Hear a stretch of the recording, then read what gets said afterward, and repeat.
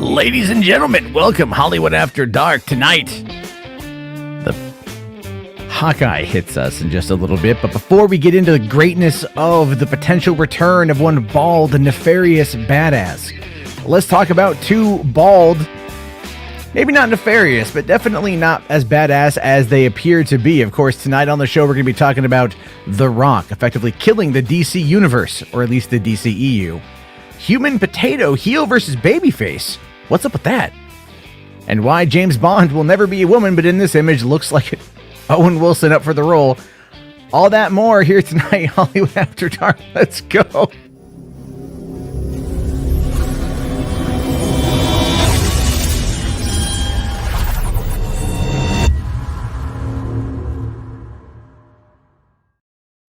Hey, what's going on, everyone? How you guys doing? Welcome to the party. As always, I am so happy that you are here spending whatever little time you have left on this, who knows, perhaps COVID-ridden climate change set to be destroyed by world. We are living in very odd times, but hey, listen, entertainment is entertainment. I'm glad that you're here. Tonight's going to be a fun discussion of sorts. It's going to be interesting as we dive into the CHUD Watch, complete with a new, maybe somewhat temporary introduction given us by a friend of the show, Dane from Force Adversity, who, by the way, is joining me right here. Dane, how's it going, buddy? Hey, man. Damn, I was like just transfixed on that thumbnail of yours and like just those weird indentions on Potato Head. Yeah, I know. Let me bring it up here again. So we'll talk more about this as we get into it, but just because I'm probably going to get accused of like bullying that particular individual. The reason why his head is shaped like a potato is why he doesn't have ears like a potato is because the AI from this background removal took it off of this image right here. So just to provide context as to why he looks like he's filled to the brim with soy is because predominantly, I mean, that's just him in general, very sedentary lifestyle, but also the AI that I use to create my thumbnails, at least sometimes. Yeah, but that's why Az looks like he's going to be coming out of the great state of Idaho. The AI couldn't even understand what it was dealing with. It literally was like, what is this Brit? I don't know what exactly it's meant to be. And that's the thing I love about AI. You never really know what it's going to get. Have you seen some of the AI artwork that's been coming out the last couple of days? I have not, but yeah, so I should look at it. Well, it's interesting because it looks like what you would assume the mind of like a very demented artist would look like, but it's somewhat beautiful. So there's like, you can use the Wamba app on your phone and I guess import some like movie posters or other things, and it will just AI generate something. And you get some really interesting designs, you know, that come out of it. And it's just kind of cool. Like, I mean, AI obviously is learning, machine learning, is, all that stuff is going to be growing and evolving over the next couple of years. But really, and I mean this really, give it 10 years and you will have movies and you will have podcasts and you will have actors that are all digitally generated. And that's coming. Oh yeah. And it's what's really interesting about that is, do you know what movie kind of kicked all that off? Yeah, I believe I do, but you know, it's well, what I was reading at least, and maybe you're wrong, or not, you're wrong, or we differ. I don't say you're wrong, but what we differ on is it was Final Fantasy: The Spirits Within. Yeah, that's what I was thinking of. Yeah. I've been doing a lot of research on it as I get ready to finish my rewatch of it before talking about it on Podio Commentary. And really, that movie scared Tom Hanks. Did you know that? I did not know that. He saw what was happening in the movie. Like, he saw the technology and he's like, we're all going to be out of work in like 20 years. You know, it's like, no, you're just going to do two more fucking Toy Stories and a whole litany of short films. Yeah. You'll be fine, Thomas Hanks. You know, here it is 20 years after that and we're not there yet. Well, you know, he'd have more time to like, you know, focus on his son, who's kind of a wild card. Listen, man, no one here is going to besmirch White Boy Summer. Okay. If there's one contribution Chet Hanks has to this world, it is simply that White Boy Summer exists and we all have to deal with it. All right. Fair. It's like the epitome of white privilege. I would argue at this particular point, if we're going to argue the lefty politics, it's like, yeah, that okay. If you ever want a poster boy for white privilege, it is completely Chet Hanks. True. That's our political PSA for the evening. But I'll tell you another little factoid about Final Fantasy: The Spirits Within. Apparently, Alec Baldwin was not who they originally cast as the role of Captain Gray in the movie. It was Matt Dillon. And I didn't know this, right? So they cast Matt Dillon in the movie, and then Matt Dillon went to their office and he saw like a demo of what his character would look like and how photorealistic it was. And apparently he freaked the fuck out and like stormed out of the building and quit the project. Jesus. You know, like he just saw the uncanny valley and he lost his shit. He's like, fuck this, man. I'm going to go do Entourage. You're right. And nothing else. And oh no, sorry, that's Kevin Dillon. I'm thinking Kevin Dillon, not Matt Dillon. My bad. What was he's? I'm gonna go do another. I think about that. I think at that point in time, he probably was just coming off of Psycho. You know, a quote unquote real movie. Wait, was he in Psycho? Or am I thinking of the wrong person? I thought he was in Psycho. Matthew Vaughn. Matthew Vaughn. Vince Vaughn. I'm thinking of Vince Vaughn. God damn. Vince Vaughn. It was Gore Verbinski. I was thinking Cocaine Cowboy. Or no, sorry, Drugstore Cowboy. I am all over the place right now. This is not. I am everywhere, guys. This is not good. I'm usually better on this than that. But yeah, Drugstore Cowboy, Matt Dillon, Gore Verbinski, Psycho. There we go, folks. I'm getting there. I'm rounding it out. We're getting into the nitty gritty of the evening. Yeah, oh, sorry. Oh, as I say, we got Dr. Ratchet with a $1.99 super sticker. Thank you so much, buddy. Really appreciate that. Anyway, sorry. It's off to a weird fucking start. Blame it on me. It's fine. You know. No, it's all me. It's like literally. I was gonna say I remember seeing Final Fantasy: The Spirits Within in theater. Like my friend and I were super fucking hyped for it. We were both, Final Fantasy fans of the games, and and then we go see the movie, and it's like this doesn't really have anything to do with Final Fantasy that we're familiar with. You know what I mean? Like the only thing was that it had a guy named Sid in it, and pretty much everything else was like what not that it's bad, but like it should have had a different name. It's just bizarre that they put so much money and effort into this technology and everything and took such a big risk that obviously didn't pay off, and they didn't even actually make it inspired by the game. Well, all things considered, it was. I mean, that's the thing. People who are Final Fantasy fans attack the movie, but they don't realize that it's more Final Fantasy than they care to admit. What they're talking about is that it's not Final Fantasy VII. That's what they're talking about when they say that. They're not saying Final Fantasy because this movie was conceived, originally written, and directed by the guy who created the Final Fantasy genre. He did the first few Final Fantasy games for Square. Huh. He was with Square for over 20 years. This movie actually was so bad. And it tanked Square Productions. It's tanked the animation studio that he actually resigned in 2003 after all this went down. He basically resigned in disgrace because the movie failed and it just kind of tanked the whole thing. But no, really what it was is people wanted Final Fantasy VII, and all things considered, they should have just done Final Fantasy VII, the movie. True.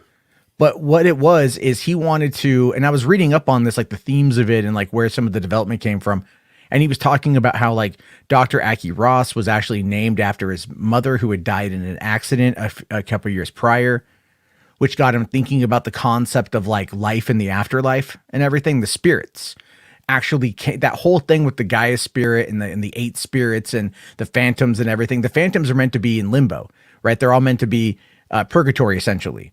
And so that's kind of what he was going for with that. And so with those spirits, he was really kind of basing it off of his processing the grief after his mother died. And the problem with the movie, though, is in many ways, they wrote the damn thing for an American audience or for a Western audience. And the script, I'm watching it again, and there's like, it's a very odd script because there's like, you have like the, you have the core team, the Deep Eyes, right? I think that's what they're called. And, you got like Alec Baldwin, Ving Rhames, Perry Gilpin, and Steve Buscemi. And the three of them are like the peanut gallery. And they start cracking jokes, but they do it in threes. And they each have a quip. So it's meant to show camaraderie between the group, but I think it's like, it very much feels like it's Tarantino light. You know, the same kind of like witty dialogue you would expect to come out of a Tarantino movie, but just without the really, without the actors there together, really working off each other and working off of a Tarantino script. Yeah, it's just kind of flat. Yeah. Yeah. It's not bad. I mean, the movie, I bought the 4K, so I've been watching the 4K. And it looks really good in 4K, but again, you can see the age. It feels like I'm watching like a you know, like a PlayStation 2 tech demo, like an old FMV from what you would expect from games back in the day. But it's still, I personally think that it's still such an innovative piece of technology, and in that regard, it makes it a very important film. And people like to just kind of cast it away. But just like diving into the history of it, you learn about you know, its importance, and that's great for me. I love that. Yeah, I mean, I say what you will about the movie itself and just the story and how entertaining it is or isn't. Which last I watched it, it wasn't very entertaining, but like you can't deny the historical importance of the technology and how they, you know, from what I remember of learning about it, they, you know, they barely got it made. They put, you know, everything into it, and they basically, you know, pushed all kinds of boundaries just to get that done.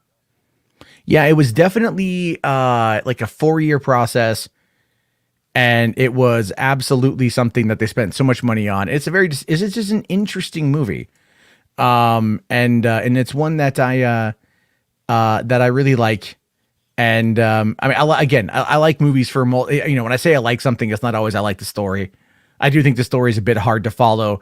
I always kind of find a lot of Japanese storytelling when it's translated to the West comes across as very kind of ridiculous. And like, for example, Kojima, everyone like raves, oh my God, the guy is an epic developer. You know, his direction is like superb. I'd love to see him tackle a movie, but his ability to write a story is still one that I find, and yeah, I'm going to leave it a little out there. It doesn't work for me as well as it works for other people, especially when you boot up Metal Gear Solid 5. And this isn't a spoiler. The game is like 5 years old now. When you boot up Metal Gear Solid 5 and in the opening hour of the game, you go outside of this hospital and there's this gigantic flying blue whale in the sky that's on fucking fire. And you're like, okay. What game did I put in? I'm in a Kojima game. And then you go to 1980s Afghanistan and you're like, oh, okay. Like, sure, this makes sense, I guess. You know, I mean, it might play into the later parts of the story. I played through most of it. It just, you know, that's all. That at this point, that's really what it is. But Fourth here says that Spirits Within would have made a classic live action movie. In fact, Ashley Rational here backs that up by saying that it should have been directed by Ridley Scott. Ridley Scott back in 2001, coming off of Black Hawk Down. Oh, fuck yeah. Fuck yeah. Ridley Scott now, you know, but Ridley Scott 20 years ago coming off of fucking Gladiator and Black Hawk Down and shit. Hell yeah. I would have been all over that in a heartbeat. You know, but I like that these, you know, I like that sometimes you get those kind of experimental movies and you get to really dive in. H Bart's here with $5, says, for some reason, I thought you had Nerdrotic on with you. No, I have someone with class and integrity. Just happens to be a dirty liberal. Yeah, I mean, all guys with glasses and a beard are nerdrotic, apparently. Apparently, yeah. I mean, you know, if I change my audio avatar to a more recent photo of me, there you go, glasses and a beard. Nerdrotic. There you go. Oh no. I mean, I don't have as chuddy of a beard. Okay. I wasn't referring to you. I was referring to Nerdrotic. Yeah, I got you. You know, I mean, I definitely take care of my beard more than whatever the fuck this is. You know, I understand that he doesn't have a neck, but he doesn't need a shader on his face to try to show us that he doesn't have a neck. And I do want to say this too. Are you familiar with? We're kind of starting off being catty little bitches. I'll fully admit. I've had caffeine. I'm fine with that. Are you familiar with Robert Meyer Burnett at all? Oh yeah, I'm familiar with that guy. I think he blocked me on Twitter. I'm surprised he hasn't blocked me yet. I kind of gave him a little bit of shit today because he was. You know, he said the other day that he was proud to stream with heel versus babyface. Hmm. And he's proud to associate with these guys, Midnight's Edge, Nerdrotic Geeks, all those guys. He'll go on anyone's show who asked him. He was over on Midnight's Edge's channel, and he hosted a discussion, I think, with Danny Trejo. And so it's like he has no problem going wherever he's needed, but now that he's but he associates with dudes who like trash his buddy John Cambia. And I don't know, man. Maybe I'm old school like that. Maybe I'm just old school, and I just find that to be a bit on the kind of side of things. But well, I mean, yeah, and plus, I don't know. I don't respect people who are proud to stream with people that are like clearly, open, proud misogynists, and in some cases, those guys just, basically white supremacists. Well, and also, and then also proclaim oneself to be a liberal, which is kind of interesting. I mean, like, don't get me wrong. I have friends who have, who are conservative, who are definitely hard conservative, and we have interesting, lively debates, but we can also see eye to eye, and it's like, they're not out there espousing any of this kind of crap, which is why today Robert had made a comment about, he had posted something where he was in the Seattle Times from like the 1980s. And he's like, this was me back in the day. And I'm like, this is you now. I mean, is that all he's got is like the shit he used to do? Like he used to work on the DVDs for Star Trek and stuff like that. And he's just, I mean, I know someone who he's worked with on a business level that has told me stuff, but then again, they have had legal dealings and like a legal falling out, and there's been like lawsuits and shit and a lot of mudslinging across the aisle. So, like, I mean, obviously this particular friend of mine is biased. So I'm just kind of like, all right, cool. But so, I'm like, I'm going to take what he says with a grain of salt, but he's told me some stuff about Robert Meyer Burnett that's like not good, but I also kind of expected him to say things like this based upon their history. I don't think Robert is a bad person, but it's one of those things where it's like, you can tell, and especially in the YouTube game, you can tell when people are chasing clout. Like I get accused of it all the time. I got accused of it today for criticizing the CHUDs. And people were like, oh, like you're just trying to go after people because they got more views and subs than you do. And I'm like, that's not an argument. Yeah, I find that funny when people say that to me too, because it's like, if I was looking for clout, I would just be one of them, because that's way easier, it seems like. Super easy. Oh my God. Do you know how easy it would be to just like fire up a stream and go like, so you guys, I'm going to tell you about how bad Hawkeye is. Yeah. And then just go off on that. And the thing is, I've done that. It's so easy.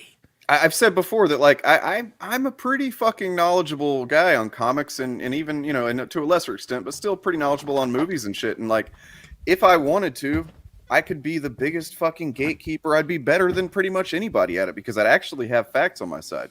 Whereas these guys just like to kind of make shit up and yeah. And I'll tell you this, in one of the clips we're gonna watch. We'll definitely we'll do that here. Hold on. Cassier says Robert had a movie he produced and edited this year that's won several awards. That is true. It's a movie called Tango Shalom, which is about a rabbi who gets into a salsa or tango competition. I think is let me look up the definition, what the synopsis is. I mean, and good for him. I'm not attacking Robert's ability to tell a story. But, again, it's like, being a producer on something when you're trying to argue is okay. So here's what it is. A tango dancer asks a rabbi to enter a dance competition, but there's one big problem. He's not allowed to touch her due to his orthodox beliefs. However, since the prize money will save his school from bankruptcy, they work together to develop a plan to enter the competition without sacrificing his faith. That's an interesting story. Yeah. I don't quite know if it's, I mean, I think it's about like figuring out like how to do things. It's almost like they're trying to invent the soaking of tango dancing. The soaking. Is that the Mormon term? That's the Mormon. That's the Mormon thing where they fuck without fucking, Yeah. Or they do what's called the poop hole loophole. Yeah, I've heard it called the poop hole loophole. I've just never, I know. So I've heard of that term, but it's never that specific term. Yep. It's very childish and I love it. I have a very, very childish sense of humor and that makes me laugh. But no, I mean, look, it says what it is. You know what I mean? It's not being pretentious.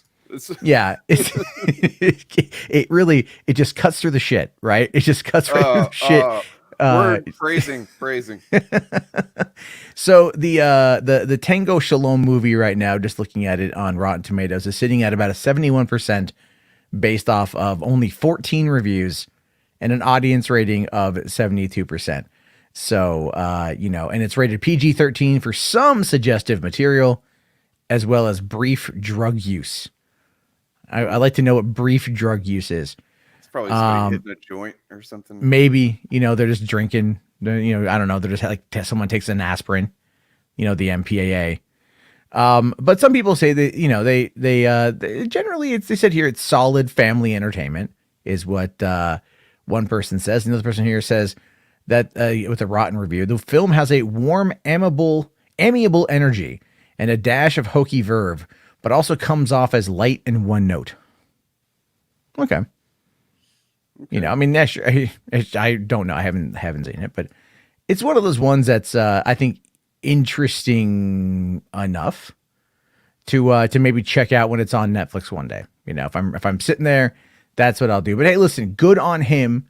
Sure. For making it. All right. Good on him for getting it out there. That's where I stand with these kind of things. Because if you can get a movie out there, if you can get it made, that's something outside of the studio system and outside of the Netflix or streaming game right now, good for you.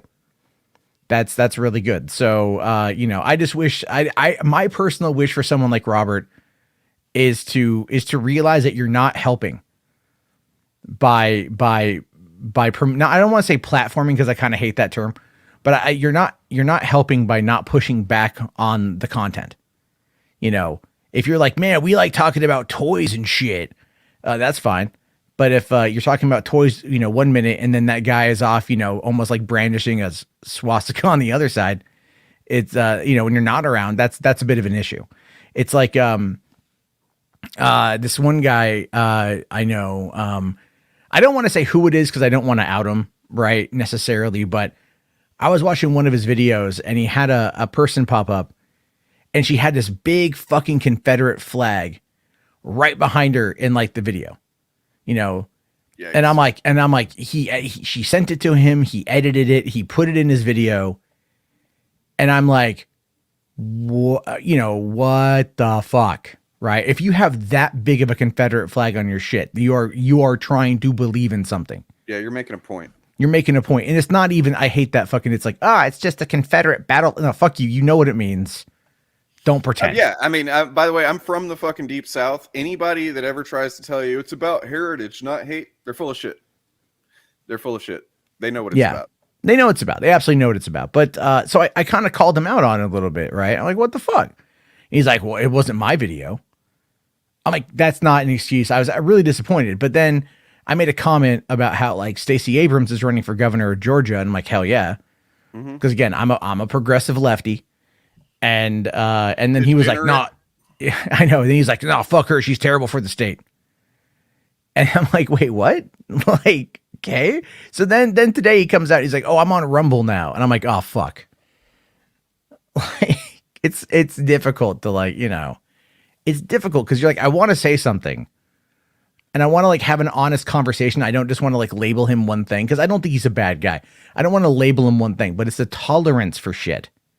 That's what it boils down to with this stuff. That's what it boils down to in these communities is they have a high tolerance for shit. Yeah. And you're right. And I guess where you and I differ is that like, I see tolerance of it as capitulation of it and like basically support, tacit support of those things because by normalizing it in the conversation and the discourse and in fandoms and whatever, it's basically saying I'm fine with this. I'm fine with these people that want to exclude certain people and from fandoms and communities. Yeah. It's all sorts of crazy, man. But real quick here, H Bars at $5. Thank you, buddy. He says, first Matt video I watched was about Hillary Clinton. And I was playing Metal Gear Solid Peace Walker. I believe it was 2016. No joke. I might have seen that same video. Here's the thing. I'll fully admit, back in the day, I was mad at the Democratic establishment for doing Bernie dirty. All right. And like, I wasn't going to support Hillary. I was like, fuck that, cause I'll tell you this though. I also thought she had it in the bag. Yeah. I thought that. I thought she had it in the bag. So like, what's my one voice going to do on this? And you Well, know, then apparently a lot of people thought the exact same thing. that is true. I And mean, there's even a book out there that basically claims through the power of reverse osmosis that I'm the reason Donald Trump got elected. yeah, we established it's completely your fault. It's totally my fault, apparently. Bernie Sanders, loving lefty from Oregon, total Scott Trump. You know, I'm the genesis of that whole fucked situation. But anyway, we've been ranting on about a lot of shit for a while now, and I thought it'd be good to get to some actual movie topics so people out there don't quit en masse. But we are rocking currently 90 people almost here. So if you guys want to help support the channel, one of the best ways to do that is to leave a like. It really does help out, get the word out there to more people as we go on. And see, Saggy here says, Snake Eater, that game sucked. I should say I hated the camera angle on it. Did you ever play Snake Eater? Me? Yeah. Is that Metal Gear Solid? Metal Gear Solid 3. Yeah, I never got into Metal Gear Solid, to be honest. Oh, okay. I'll tell you this, man. Like, I got Metal Gear Solid 3. I played it for 5 minutes. I hated the camera enough. I took the game back. Damn. I was like, fuck. And then everyone told me that I guess they did like a remastered version or some other version of the game that fixed the camera. And then I should go back and check it. I'm like, well, maybe one day I will. You know, everything these days is backwards compatible. Maybe it's on, you know, maybe it's fucking on PlayStation or some shit. Let's see here. Hold on. So Saggy is triggered, wants to come in and argue about Metal Gear Solid 3. I don't think so, Saggy, not right now. Matt plays Snake Eater Substance, the PS3 version had good camera. Okay, I'll keep that in mind. You know, good old Metal Gear. It's that thing. Metal Gear Solid would make a really interesting film franchise, but they shouldn't make it live action, even though they are. And it's like Oscar Isaac is playing Snake. They should just do animated. Like for video game adaptations, just do a fucking animated movie. Really. Yeah. You know, I mean, when is it really worked well? I mean, I would argue like the Sonic movie did really well. Okay. Right. I just rewatched that again the other day with my kids, and I forgot how much fun the movie is. 'Cause here's the thing with Sonic. Sonic is simple. Yeah. The concept is simple. You know, it's not a complicated premise. Sonic is an alien, comes to Earth, hangs out in Montana, is lonely, ends up setting off a power surge that brings in Dr. Robotnik, and he has to go and get his rings and get back to another world to keep running. Well, you know what I noticed with that, and like Detective Pikachu is pretty good too. But what I feel like with those two is that, like you said, they're simple characters and stuff, but at the same time, they have to kind of take them out of the settings that they're in the games, kind of thing. You know, like they can't fully adapt the worlds and everything like that. That's where video games tend to come into problems, is trying to take these worlds that are really just designed to be levels to be played through, and they try, you know, like what was Assassin's Creed. You know, they did some stuff right with that, but overall it was pretty bland. I have not seen the Assassin's Creed movie. And I think it's because I'm a big Assassin's Creed fan. So, you know, I mean, I even like Valhalla. Right? Is that the one everybody hates? I don't know. No, that's the latest one. Okay. Not that everyone hated it, but it's like, you know, it's just, there's a lot of bloat in those games. And what I mean by bloat is it's just like, there's a lot of like, hey, go here and like clear out the space, rinse, repeat sort of shit. And I can't say crap on that. I'm like, I've been working my way through Ghost Recon Breakpoint again.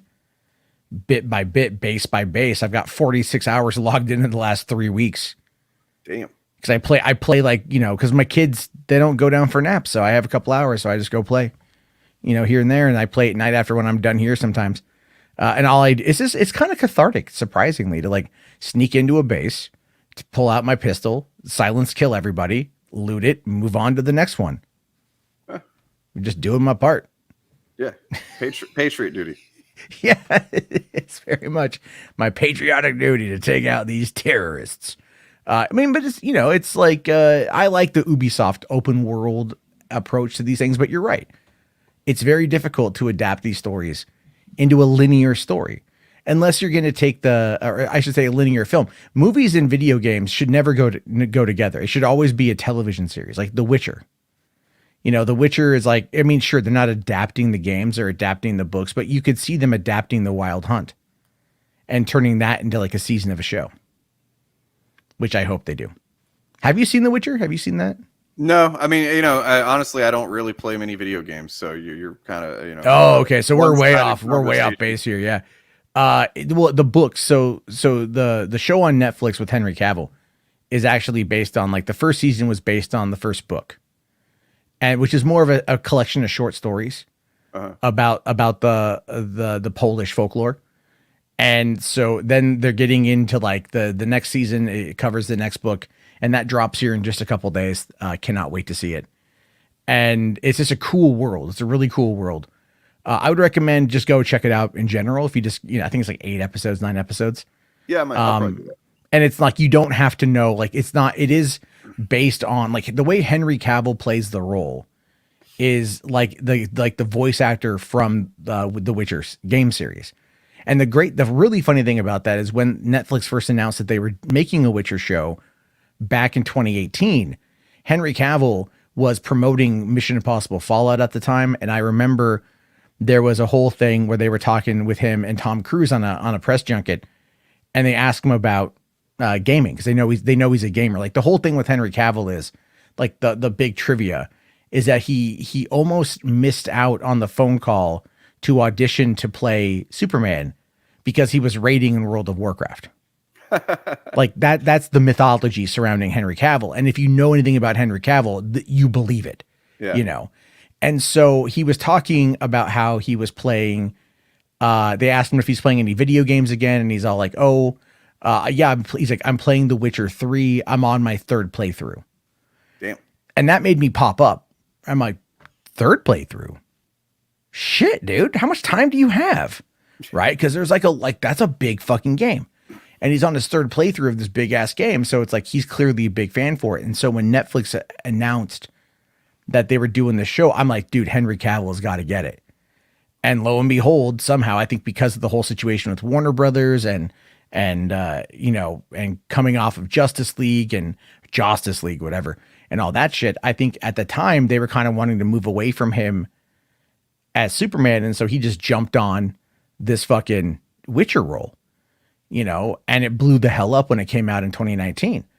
So, like, a lot of, I mean, that's one of those times where it's like the perfect actor fan casted in a role, and he knocks it out of the park because he's a massive, massive fan. Even one of the actresses on the show I saw a little blurb with her, and she said that Henry Cavill is like a walking Witcher encyclopedia. And there was one point they were filming a scene, and he suggested that they should not use the dialogue written, but instead use the dialogue on page like 453 of this book, because it's more in line with what they were trying to do. Wow.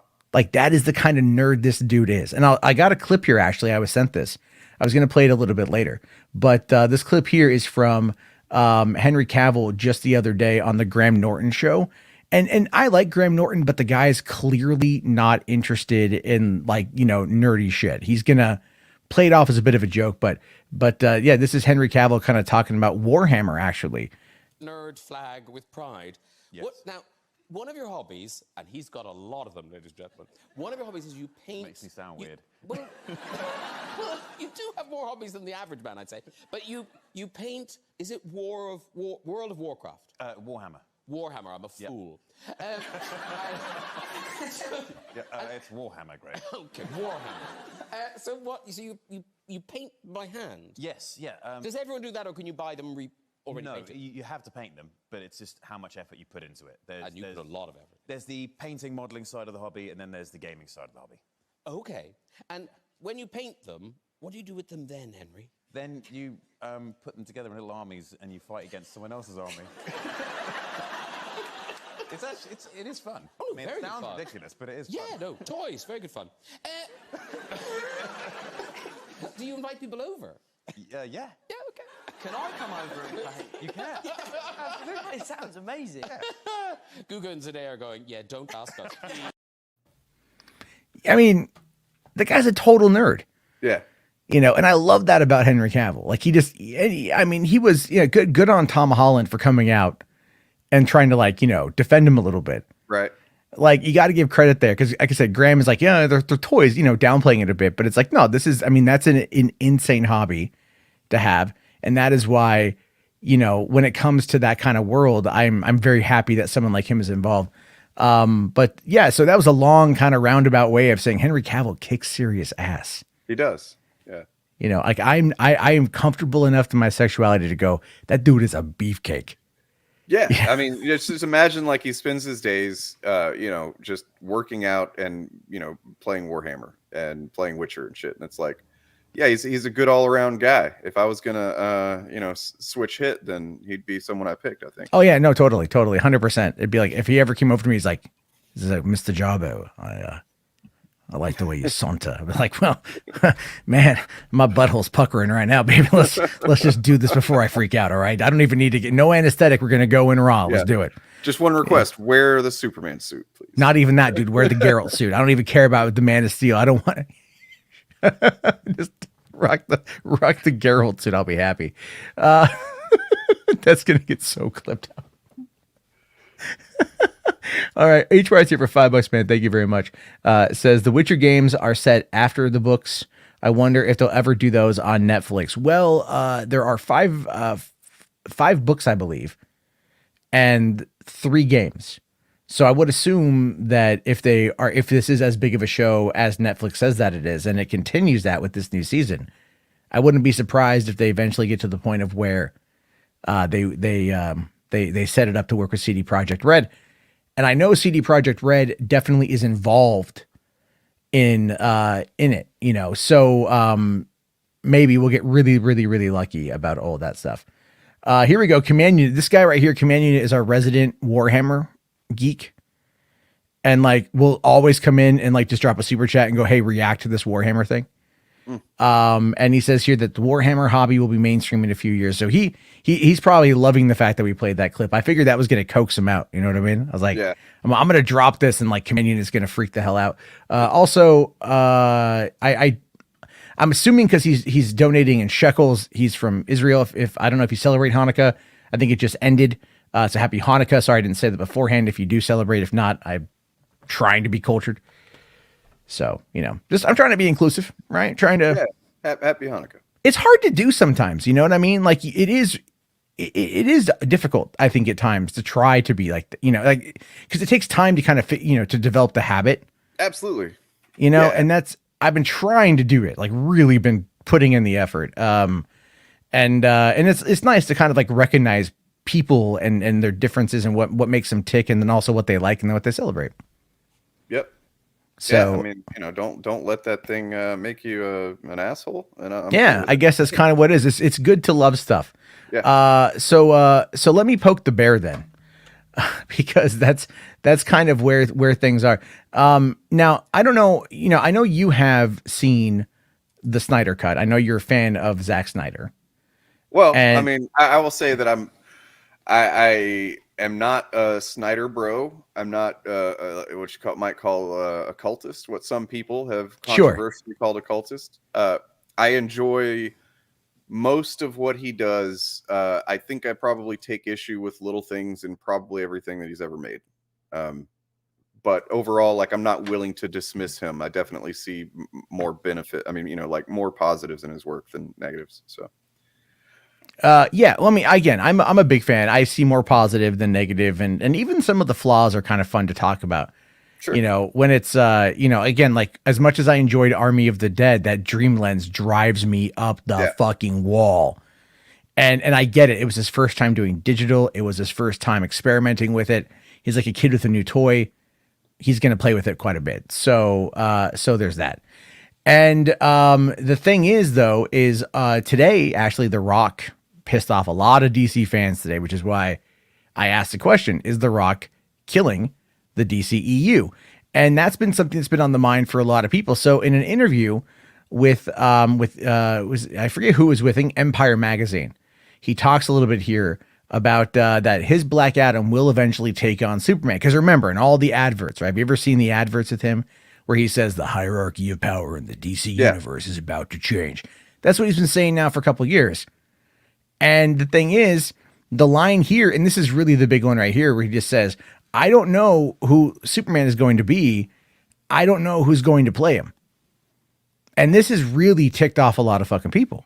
Well, so let me ask though, when you say that might be killing the DC, I thought it was done. Like I thought they had kind of moved on from the idea of like all this needs to be connected and yes. And yeah. I mean, well, they're arguing a different mindset. This is where they argue the multiverse, right? They come on out and they say like, oh no, the multiverse means everything is connected. And then you have all these people that come out and they defend it. And look, I get it. There's fans, there's passion. I'm not trying to shit on them. yeah. But when they come out and they go like, no, you get your Batman and you get your Batman and you get your Superman, you get your Flash and your Arrow and your Harley Quinn. And I'm like, that's not how this shit works. This shit is designed to be a business, which means that this is going to be something where people are going to have to invest time and money into making it. And the audience is going to have to watch it. And if you delineate too much, the audience is going to get confused and they're going to stop paying attention. That's how this works. People only can focus on a few things at one time. I think like 7 things at once. And that's the big problem here. And so when you think about this, like, you know, the continuity, what I'm talking about is he says the DC universe, which is what DC is promoting. The DCEU was something that they tried to get rid of. What was it? I forget which Comic-Con it was. It was a couple years ago. And, everyone's been asking them to say DCEU, acknowledge that that's the fan moniker, acknowledge it as the official canon. And they never did up until, I think, 2020, actually. Just last year, March of last year, when Jim Lee had mentioned it at the New York Comic-Con. And then, of course, when HBO Max launched, they had their DCEU section, which is no longer there, by the way, as a way to set a primer for the Snyder Cut. And the thing is they really just want to do the DC universe. And so when Dwayne here says that he's like, oh no, my Black Adam will take on Superman. I just don't know who that Superman is. And everyone's like, well, what the fuck? What about Henry Cavill? Because that is the Superman to so many fans. Well, I mean, The Rock is not a producer. I mean, I'm sure he's probably getting. No, he is a producer. He is a producer. But I mean, he's not like I'm sure he's not completely in the know on everything that's going on behind the entire DC film universe. Well, no, but $7 Productions is overseeing. They produce Shazam, and they produce Black Adam, and they're kind of working in that space right now, right? They're working in that space right now. And so what you have is, he definitely is in on the know of what's going on. But the thing is, when he says here, I'll bring up the actual article. So he says here, you get one shot out of the gates to build these characters properly.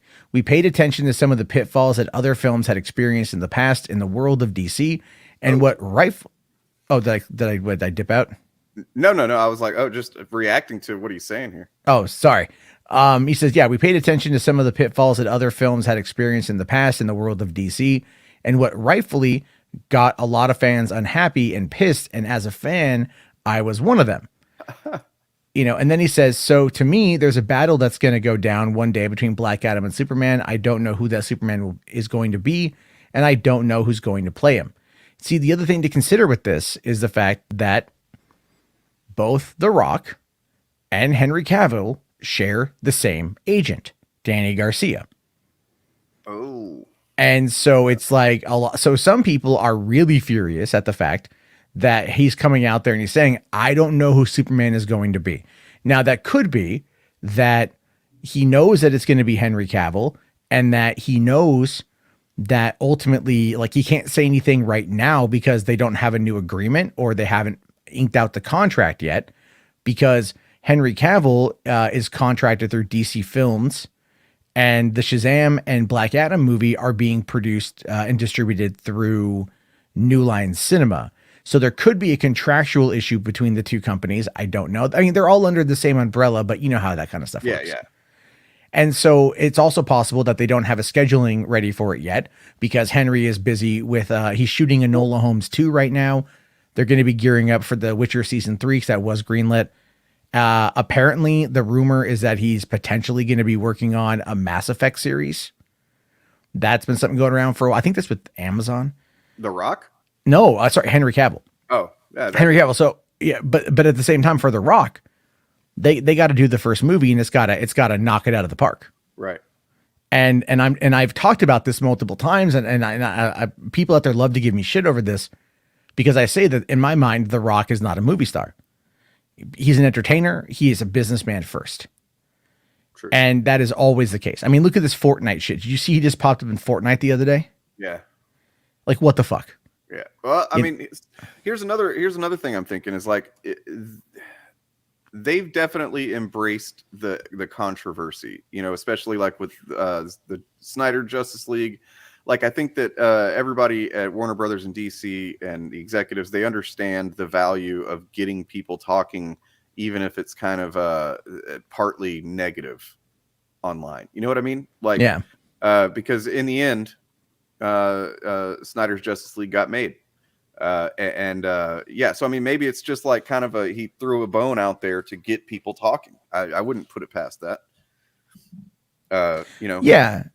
No, and that's the whole point. Like, I mean, didn't Martin Scorsese make the comments about Marvel, and then Francis Ford Coppola did the same thing, I think. And so, yeah, some directors are doing that, and it's possible that The Rock is arguing it right now because they don't know.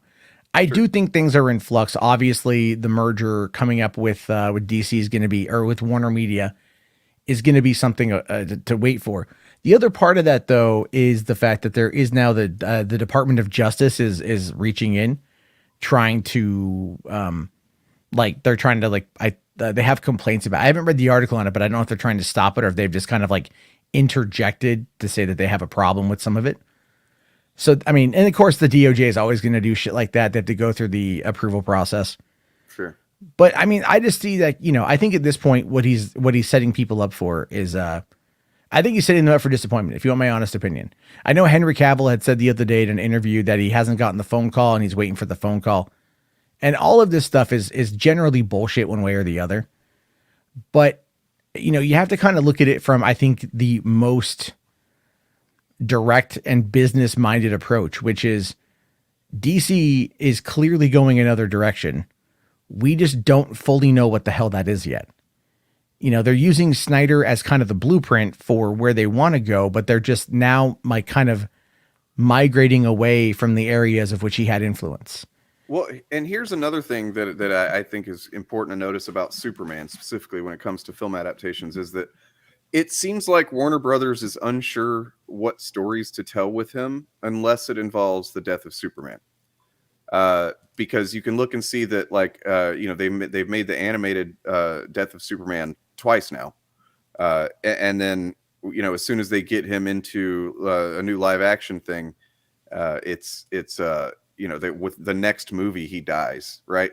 And it's like, it kind of seems like that's the only thing they really trust in doing with him. And it's, you know, partly because if they look at, you know, Warner Brothers, I feel like is unlike, you know, I'm not trying to knock anything or be, you know, start a rivalry or whatever, you know, the rivalry already exists. But like, I feel like when Warner Brothers, not DC, but when Warner Brothers looks at the comic books, the history of comic books that DC that have sold well, they see up top is the death of Superman, right? Like way over so many other things. And the same thing with like Dark Knight Returns. And that's why you've seen like there was a little bit of that element in The Dark Knight Rises. There is definitely an element of that in Batman versus Superman. And I feel like that's why they kind of gravitate towards these same handful of stories.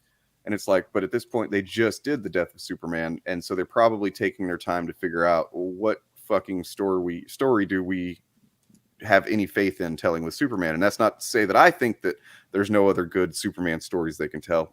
Like you said, I'm looking at it kind of from a business perspective.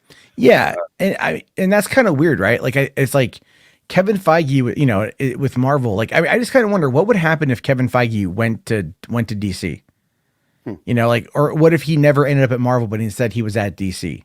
Yeah. And he was crafting the stories over there. What would have happened at this point? It's a very, you know, interesting thought experiment. But obviously, I think, again, the biggest problem is that they don't have an architect who is there to, you know, build up these characters, build up these stories. And I mean, they tried that with like the CW, you know, with all the Arrowverse stuff. And it kind of feels like now like that's starting to wind down, even though I'm hearing that, you know, Greg Berlanti's going to be getting more shows with higher budgets, which would probably be okay.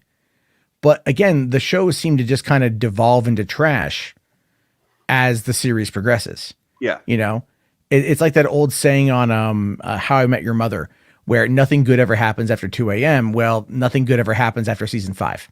True. You know, you just start going into this like repetitive nature. I mean, look at The Simpsons, right? One of the greatest quotes I've ever heard about The Simpsons was from one of the creators that said, you know, that there are writers who grew up watching The Simpsons that are now here writing for The Simpsons. You know, and it goes to show you like, and then again, how many of those now have recycled plots? It's a lot. Yeah. Pretty much every time I'm like, I'll check out some new Simpsons episodes, I'm like, this seems familiar in some way or another. But yeah. Yeah, but what's the old saying too? Again, there's only 7 stories you can tell. Base story.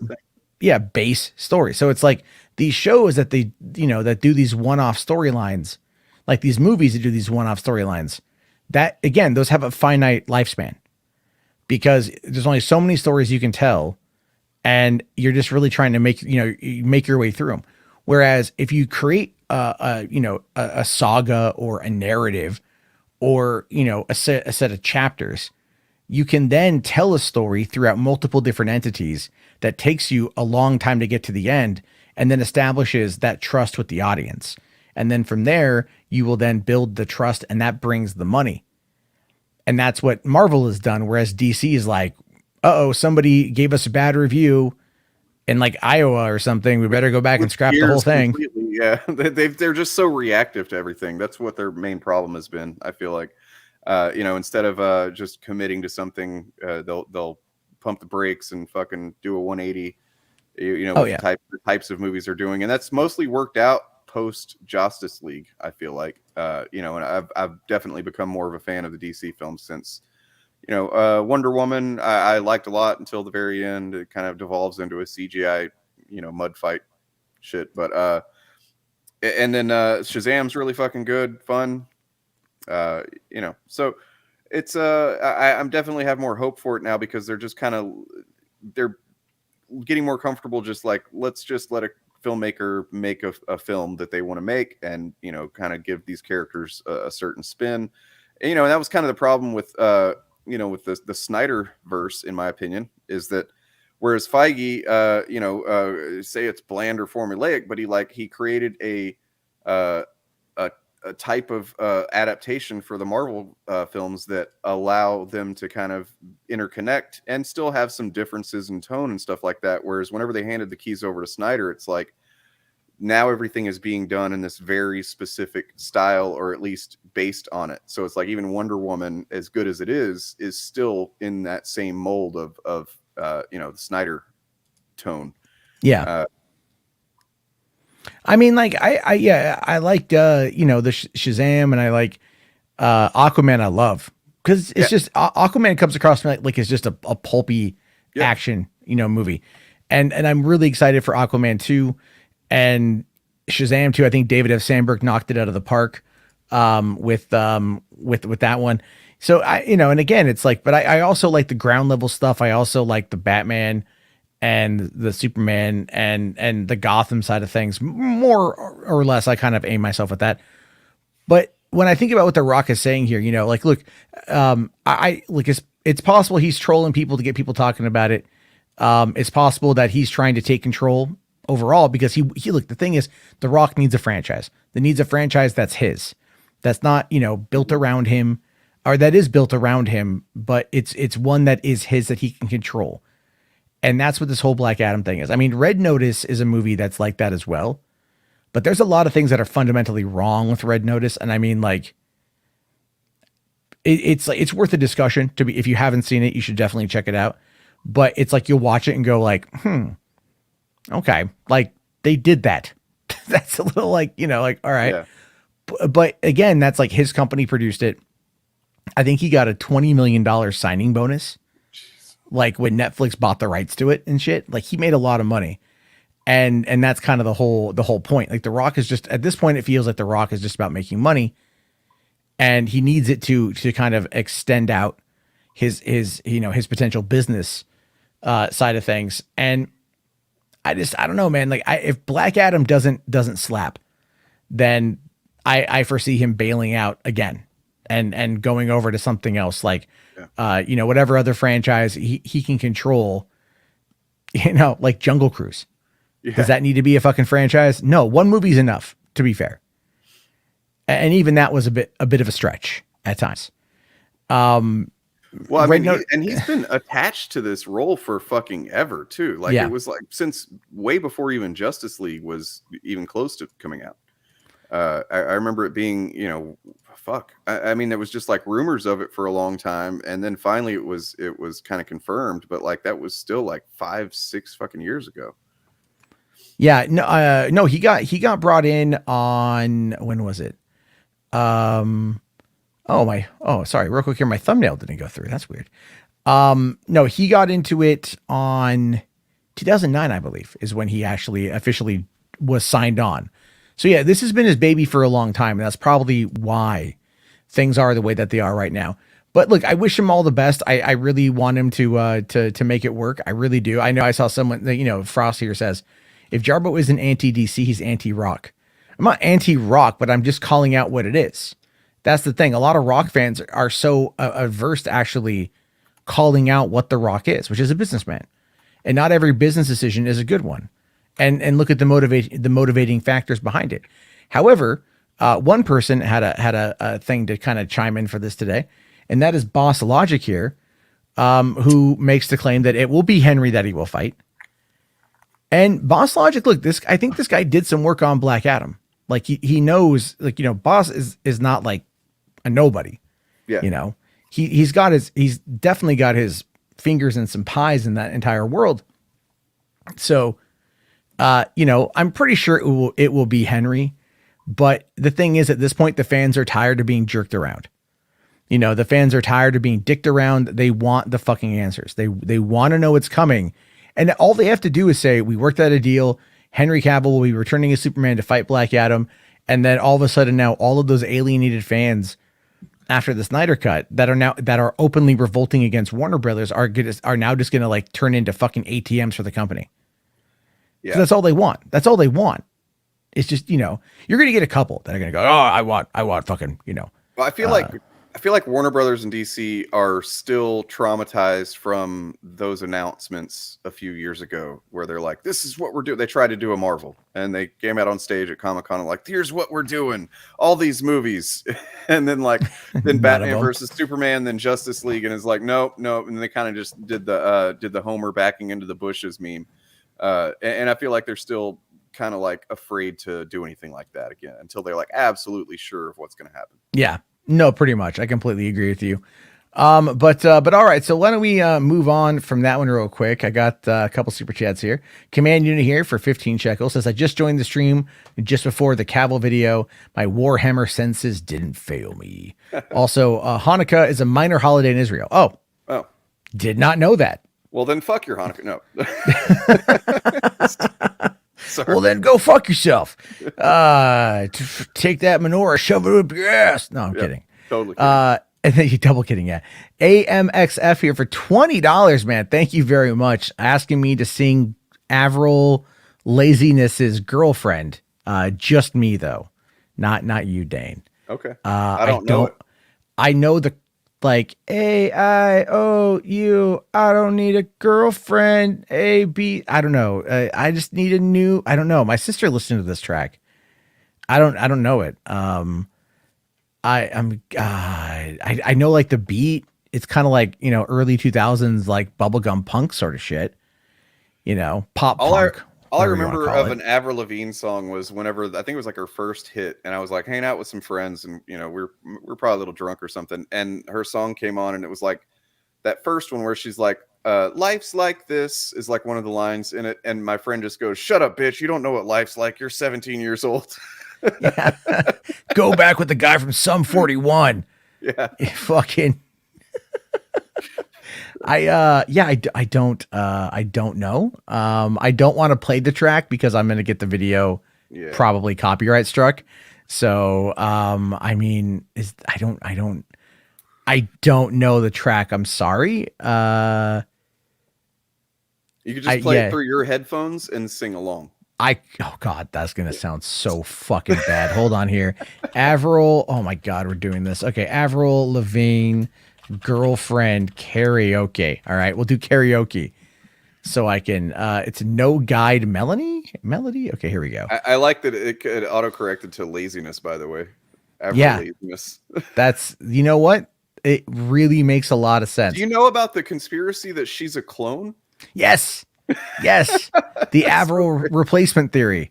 I've heard of that. There's so many of them in Hollywood. I was listening to a podcast called Time Suck with Dan Cummins, and he did like a whole 2-hour episode on all of the celebrity conspiracy theories. It's fucking insane. Anyway, I mean, basically, they all just watched The Island from 2005 and went, "That makes sense."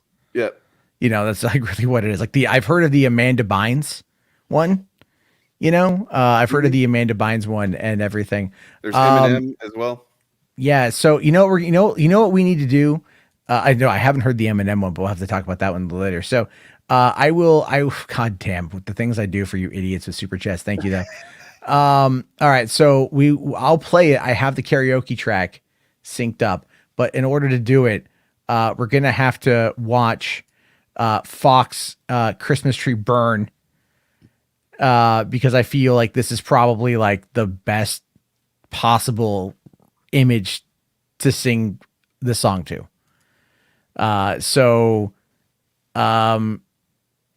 God Have Mercy on Us All, I guess. All right. So it's starting right now. It's the karaoke track is, I'm just going to, okay. Oh, hey, you, I don't like your girlfriend. I think you need a new one. I could be your girlfriend. It's going. I know that you like me. No, it's not a secret. I want to be your girlfriend. You're so fine. I want you mine. You're so delicious. I think about you all the time. You're so addictive. I fucked that one up. Don't you know what I could do to you to make you feel all right? All right. All right. It's like a blowjob thing. What? Don't pretend you think I know I'm damn precious. And hell yeah, I'm the motherfucking princess. Nailed it. I can tell you like me and I like you. Know I'm right. Fuck, this goes too fast. She's man. Like, so whatever. You could do so much better. I think we should get together. No. That's what everyone's talking about. Hell yeah. I don't like your girlfriend. I think you need a new one. I could be your girlfriend. Okay, and that's all I'm doing at that one. I'm sorry. That's enough torture. I'm thoroughly embarrassed, you know. Matt's not a singer, but $20 is $20. $20 is $20, you know what I mean? I make them cheeks clap. Is Jarbo having a musical seizure? God, it's terrible. It's because in my head I can hear it and I'm like, but I haven't heard the song in so long that I'm bad at it. I'm just bad at it in general. So thank you for that. Thank you. Command unit here for the 6 shekels says Hanukkah celebrations are heavily Americanized in the U.S. That, well, yeah, I get that everything. Thing. As is everything. Every holiday. McCloudy over 5 Canadian. Thank you. Says as much as The Rock can be fun to watch in films, he's still just another hustle culture, stay humble entrepreneur bro. And I missed the Prime super chat. I did. Let me go back and find that. They don't show up here. The Prime super chats don't pop up here. I need to go into the live room to see that. So let me dive into that one.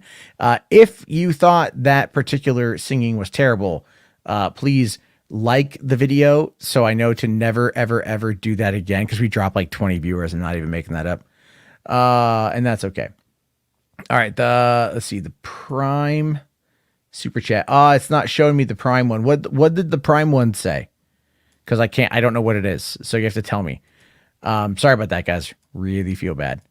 All right. Okay. So now that is out of the way, we can get to the other ones here. Rational here says Bruce, Tim, Jay, Olivia need to run DC films. They need to run DC animation. How about that? I think that'd be okay. Yeah. Shogun here for $5. Oh, sorry. You had a point to make on that one. Did you, Dane, have a point to make? I just said, yeah. Okay. Yeah. No, I think doing DC animation would be great. because then you'd have consistent animation stylings across all properties. And then, oh, wait, what do you know? Consistency in your storytelling as well. Shogun here for $5, man. Thank you. Says, how do they find Kevin Feige at Disney? Well, actually, what it was is he started over at, he was working with Marvel as an associate producer on Spider-Man, X-Men. On X-Men. I think his first movie was X-Men. Yeah. And he was an associate producer on that. And he worked with Lauren Schuler Donner and Bryan Singer and all those guys and Avi Arad and everybody. And then working through Marvel, he was then a producer on the Spider-Man movies and then worked his way up to executive producer and things like that. And then ended up taking over Marvel Studios, I think when they first formed in 2006. Yep. And their first project was going to be Ant-Man with Edgar Wright, which is, would have been really cool to see. But that never happened. And then, so that's, he was always at Marvel. And then when Marvel was purchased by Disney in 2010, he was then, migrated in under that wing. So yeah, so I mean, like the thing about Feige that got him to, where he worked his way up, as you said, as an associate producer on all of those earlier Marvel films, and the thing about him that really stuck out, like once they decided to make a Marvel studio and they made him the head of it, was because how movie studios love to drop things from the comics because they're like scared that audiences aren't going to like it. Yeah. So like a lot of the earlier superhero movies, they'll like X-Men, for example, we're like, oh, we can't have them. We got to put them in leather because leather looks cooler. People don't like tight costumes. But like anything from those early Marvel movies, like X-Men and Spider-Man and stuff like that is comic accurate is because Feige fucking fought for it. And, and that's the energy and passion for the comics and the adaptations that got him to the position where they're like, you need to be the head of our new studio. And that's why the MCU is mostly such great adaptations from the comics. That makes a lot of sense. And that's a very well put together point. Thank you. Again, Feige knows a lot and he's done a lot and he's put a lot of effort in, and that's why we love him. Yep. H-Art's here for $5, buddy. Thank you. Says, how different would Endgame be if Justice League 2 and 3 happened? Zach would have done time travel a year before Marvel. I mean, there are DC fans out there, especially Snyder Bros, that argue that Jeff Johns leaked all of that information to Kevin Feige because I think they went to school together, and they're friends, and then that's why Endgame had time travel as a way to kind of fuck with Justice League. Jesus, that's about as bad as like Kathleen Kennedy rose to power just to stick it to George Lucas. Yeah, right. I hate you, George. I'm gonna do all this as a takeover. I'm gonna destroy your legacy. Yep. It just doesn't make any sense. No, but I think if Zach would have done Justice League 2 and 3, I think if they would have held to their guns, this is the reality of it. The Snyder Cut, you would have never seen it. What you have, that 4-hour movie, you would have never seen. No.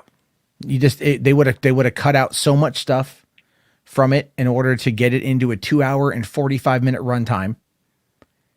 There would have definitely been some kind of, extended edition on home video, but you would never gotten the full thing. And then, of course, they would have been working on building it up to the next one. I think it would have been good, but it's just, things happen sometimes outside of our control, and that directly influences all of our lives. And for Zach, that's what it is. Yeah. The Watcher here says Jarbo needs to sing a Drake song. No, I've already gotten in trouble for saying the N-word once. Yikes. Well, yeah, earlier when you said you're going to poke the bear, I was like, what kind of bear is it? Well, let me get a couple drinks in me, and we'll see. We'll see about going to the Arctic. Sorry, I gotta. How do you listen to all we just said about Kevin Feige, Shogun, Orta, and then say so? It's just a complete fluke. Like what? How do you take that from? I don't. That is a very odd take. That is a very odd take. No, it's not a fluke that he's a mastermind. He has a solid storytelling and business acumen. He definitely knows a lot about the properties. He is a fan of the properties. And I'll tell you this, and Mikey Sutton has been over here as well. We've discussed it. He's a bigger fan of Star Wars. Star Wars is his first love. Yeah. So it's like when he is done with Marvel, or when he sets up a chain of success for for Marvel, I have a feeling wholeheartedly he's going to start taking over Star Wars, and I think he already has. I do. I think if you go and you watch Mandalorian season 2 and you apply the same formula in that season to Iron Man 2, it syncs up with what they're building towards. Yeah. I mean, introducing Bo-Katan, introducing Ahsoka, name dropping Thrawn, Luke fucking Skywalker. Yep. I mean, like, fuck, dude. The fucking the Dark Troopers. Holy shit. I mean, I saw that thing play out and I'm all like, Feige's fingerprints are all on this. He just gave this season the shocker. 2 in the pink and 1 in the stink. He did it. Haven't heard that in a long time. It's, it's an oldie but a goodie. All right, yeah. Pooper Looper. You've heard Pooper Looper or Poop Hole Loophole? Pooper Looper. What the fuck is that? Well, yeah, I listened to a podcast on Jodi Arias, the murderess, and it went into all the Mormon details of her relationship with the guy she killed. And so yeah, they did a lot of a poop hole loophole. And I saw the Lifetime movie that they put on Netflix about that.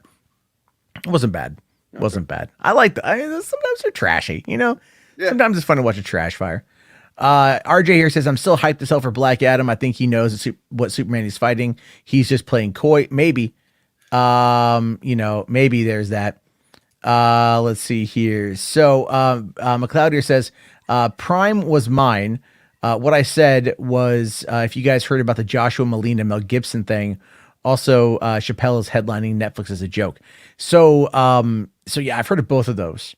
The Joshua Malina thing is he was a West Wing actor.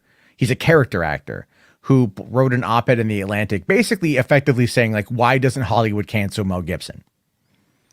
And the article was like, he's like, look, I'm, at what point does Hollywood just kind of say enough is enough? He's been well documented as being a bad person or having bad opinions. And when is it going to be that time? The thing is, like, I'm just going to be honest. Fucking Gibson is Hollywood royalty any way you want to slice it. Yep. It doesn't matter. It doesn't matter. I mean, the thing is, like, do I think he's as bad as they make him out to be? No, but it's like, Alec Baldwin, I don't think is a terrible person, but he's had bad moments. For sure. And I'm not trying to downplay racism. I'm really honest to God not. What I mean by that is I think that it's like everyone has a room to grow as a person. I don't know if how he was in 06 is how he is now. I don't know. You know what I mean? Like, yeah. I mean, plus he had a severe fucking drinking problem, and and not to say that drinking makes someone anti-Semitic or whatever racist, but like it's you lose control of that type of thing, you're bound to basically lose control of a lot of stuff. So I mean, I like to think that maybe he's gotten himself in check since then, but yeah, I mean, maybe I don't know. I mean, like I've talked to the directors of Fat Man. And they have said nothing but nice things about Mel Gibson. The cast has said nothing but nice things about Mel Gibson. They're trying to work with him again on Fat Man 2. They're trying to get that situated. He's doing the Showtime series for the Continental, which is the prequel to the John Wick show. He's also directing Lethal Weapon 5. I mean, like, the guy is a powerhouse director, and people like him. And I think that with enough time, Hollywood forgets everything. I mean, look at it like this. Hollywood is full of fucking hypocrites. All right, let's be fair. Let's be absolutely fair. It's full of hypocrites. People came out in 2017 with Me Too, and they rallied on against Harvey Weinstein and all this other stuff. But you know what? Look at the Time's Up movement recently. They're like, well, we have to do a complete structural reorg because, like, they found, like, some of their board members have been caught. I think wasn't one of them working with Andrew Cuomo? Oh, I don't know. I mean, probably. I haven't paid attention to it, but I mean, like, the Me Too thing was valid for the most part, and this, I mean, it definitely caused some, a lot of controversial accusations and stuff like that. Yeah. I think there was like, what's his name, from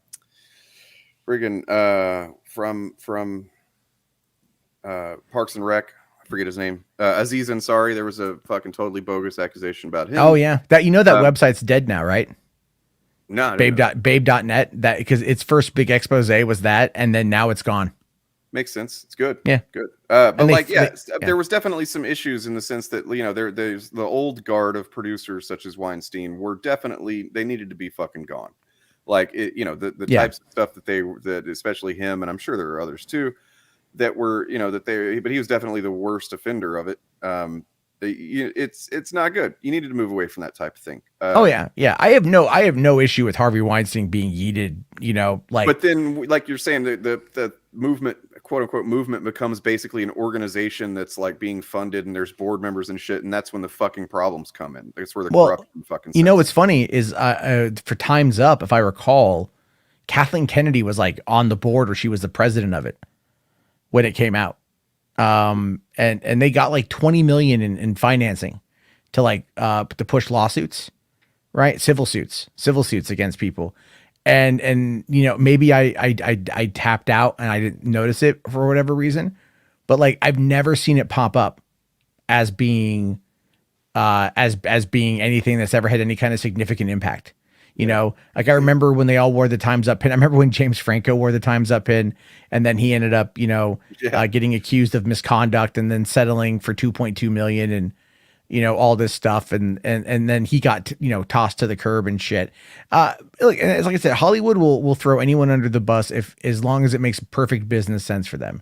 I was listening to Hassan Piker tonight, and he was talking about, I forget what he was talking about, but he's saying like, when it comes to like, that was Andrew Cuomo, right? It's all like, there'll be literal murderers that they'll just kind of like give, lip service to. But if it's anything with Me Too, they're just going to run with it and run it into the ground, and I'm like, yeah, that's what the media does. They do that stuff. And, as much as I hate Andy Signor, he was the second person Me Too'd, in between Weinstein and I think it was Kevin Spacey, Andy Signor was. Yeah. And he didn't actually do anything. I mean, sure, he cheated on his wife, destroyed his family, but is that true? He didn't actually do anything? Because yes. When it happened and I looked into it, it seemed like it was some legit. No, everyone, that's the thing. He provided receipts. He actually proved his innocence. He did. He absolutely did. And as much as I think he's an abhorrently terrible individual, I will back him up on that claim because that's true. And the thing is though, but he still, he still like used his position of power at Screen Junkies to have a relation with a fan. And I think that's the issue. And I don't think that inherently makes someone like a shitty person, but I think it was necessary to start changing that type of structure and hierarchy of these entertainment mediums. People need to be held accountable. Yeah, they need to be held accountable for everything. Not even like, people need to be held accountable for like crimes and real sex, but it's like even just the idea that a guy that's in charge of a little media mini empire can just start fucking his fans and stuff like that. It's not a good thing. It's not good for the company. It's not good for because I remember those accusations came out on my birthday, and at that point I was watching Screen Junkies news every fucking day. And that came out, and the show didn't happen on my birthday, and I was like, "What the fuck is going on?" Then I look on Twitter and shit, and I'm like, "Oh no!" And I was pretty pissed off, and then like finally like a week or two or something later, Dan Merle and everybody came on and they talked about it. And it's like basically they got close to all losing their fucking jobs, and that's the kind of shit that pisses me off is when somebody that's in a position of power like that abuses their power and puts everybody's job at risk because, it wouldn't take much for everything to have just been closed down, boarded up. No, 100%. I mean, and then even now, Screen Junkies was like, I think it was bought by Defy or something, Defy Media, or they sold it to I forget who. Well, yeah, that was a couple years ago. Defy screwed them over. Now they're with Fandom. Oh, right. Now Defy fucked them over. Now they're with Fandom. I mean, Andy would have likely lost his job anyway. Yeah. So definitely the least talented one of the bunch. Yeah. Well, I mean, if you look at his content now, my God, it's just like, hey, look, there's a dead child I can exploit. Oh God. That's kind of where he's at now. He jumped on the Free Britney movement and then like just rode that to the end. And then Gabby Petito died and he rode that. And now he's on whatever else is happening. Yeah. I need to cover him. There's a lot there to cover with him. Sure. Oh my God, there is a litany of things to cover. The best one is when you talk to people that don't like him and you start to like tee up, like you start to kind of put together people's stories that aren't connected to one another with how he behaves. And you're all like, oh yeah, no, that's really how he is. Okay. Holy shit. Yeah. He's not a good person, and I'm glad he's no longer in my life in any way. As for Chappelle headlining the Netflix is a joke thing, yeah, I mean that makes sense. Netflix is going to back their guy, you know. And yeah, I mean, and it's like Netflix is an algorithm-based company. They, because they know algorithm equals profit, basically. So like, if there's something that is getting their name, it doesn't matter if it's, like you were saying, maybe a child murder that like, oh, somebody in Netflix murdered a child, then they're going to be making a show about that murdered child or something like that because everybody's talking about it. And, they don't really care about the issues at play, no matter what you think about it. Like, I think that's kind of unethical in a sense. And it's kind of scary as to, the future of like, is this how all companies are going to be operating before long, where it's like just whatever is getting play in the algorithm is going to, take priority. Yeah. I mean, I think that's kind of just everything now being algorithmically driven. And that's, I mean, and we can even like take that further and argue that it's emotionally driven. It's not even algorithmically driven. It's emotionally driven. Yeah. Those two are intrinsically tied. Yeah. So, yeah. And so, I mean, so here's the thing. Let's just be real. Everyone who is mad at Dave Chappelle is going to watch Netflix as a joke, and everyone who's fans of Dave Chappelle is going to watch him on Netflix as a joke. And they're going to fight it out on social media, and they're going to cause all that engagement. And Netflix is going to look at the impact value and then take that money to the bank. Yep. That's what they're going to do. As shitty as it sounds to say, everybody that's railing against it, against Dave Chappelle, unfortunately are playing into it. And that's just the system in which we exist now. And it's unfortunate. Like, if there's no way, of course, it would be great if everybody that was against Chappelle would just, all right, we're not talking about him, but there's no way that's going to happen. So that would be the literally only way to twist this to their favor. Oh yeah. But I mean, everyone's going to find anything they can to do with that. It's just going to be a giant mess. But I mean, there's you got a lot of other like lefty comedians that are going to be on there. So it's again, like the comedian, like that's the whole thing with that shit. It's like all those guys who attack all that stuff, like the super hardcore lefties that it's all performative, right? It's all very performative with how they respond to this stuff. But on this, they're going to look the other way, because it's a fucking paycheck. It would be kind of interesting if one of them got up there and kind of made a jab at Chappelle. That would be. It'd be great if they did, and I don't think Chappelle would get pissed.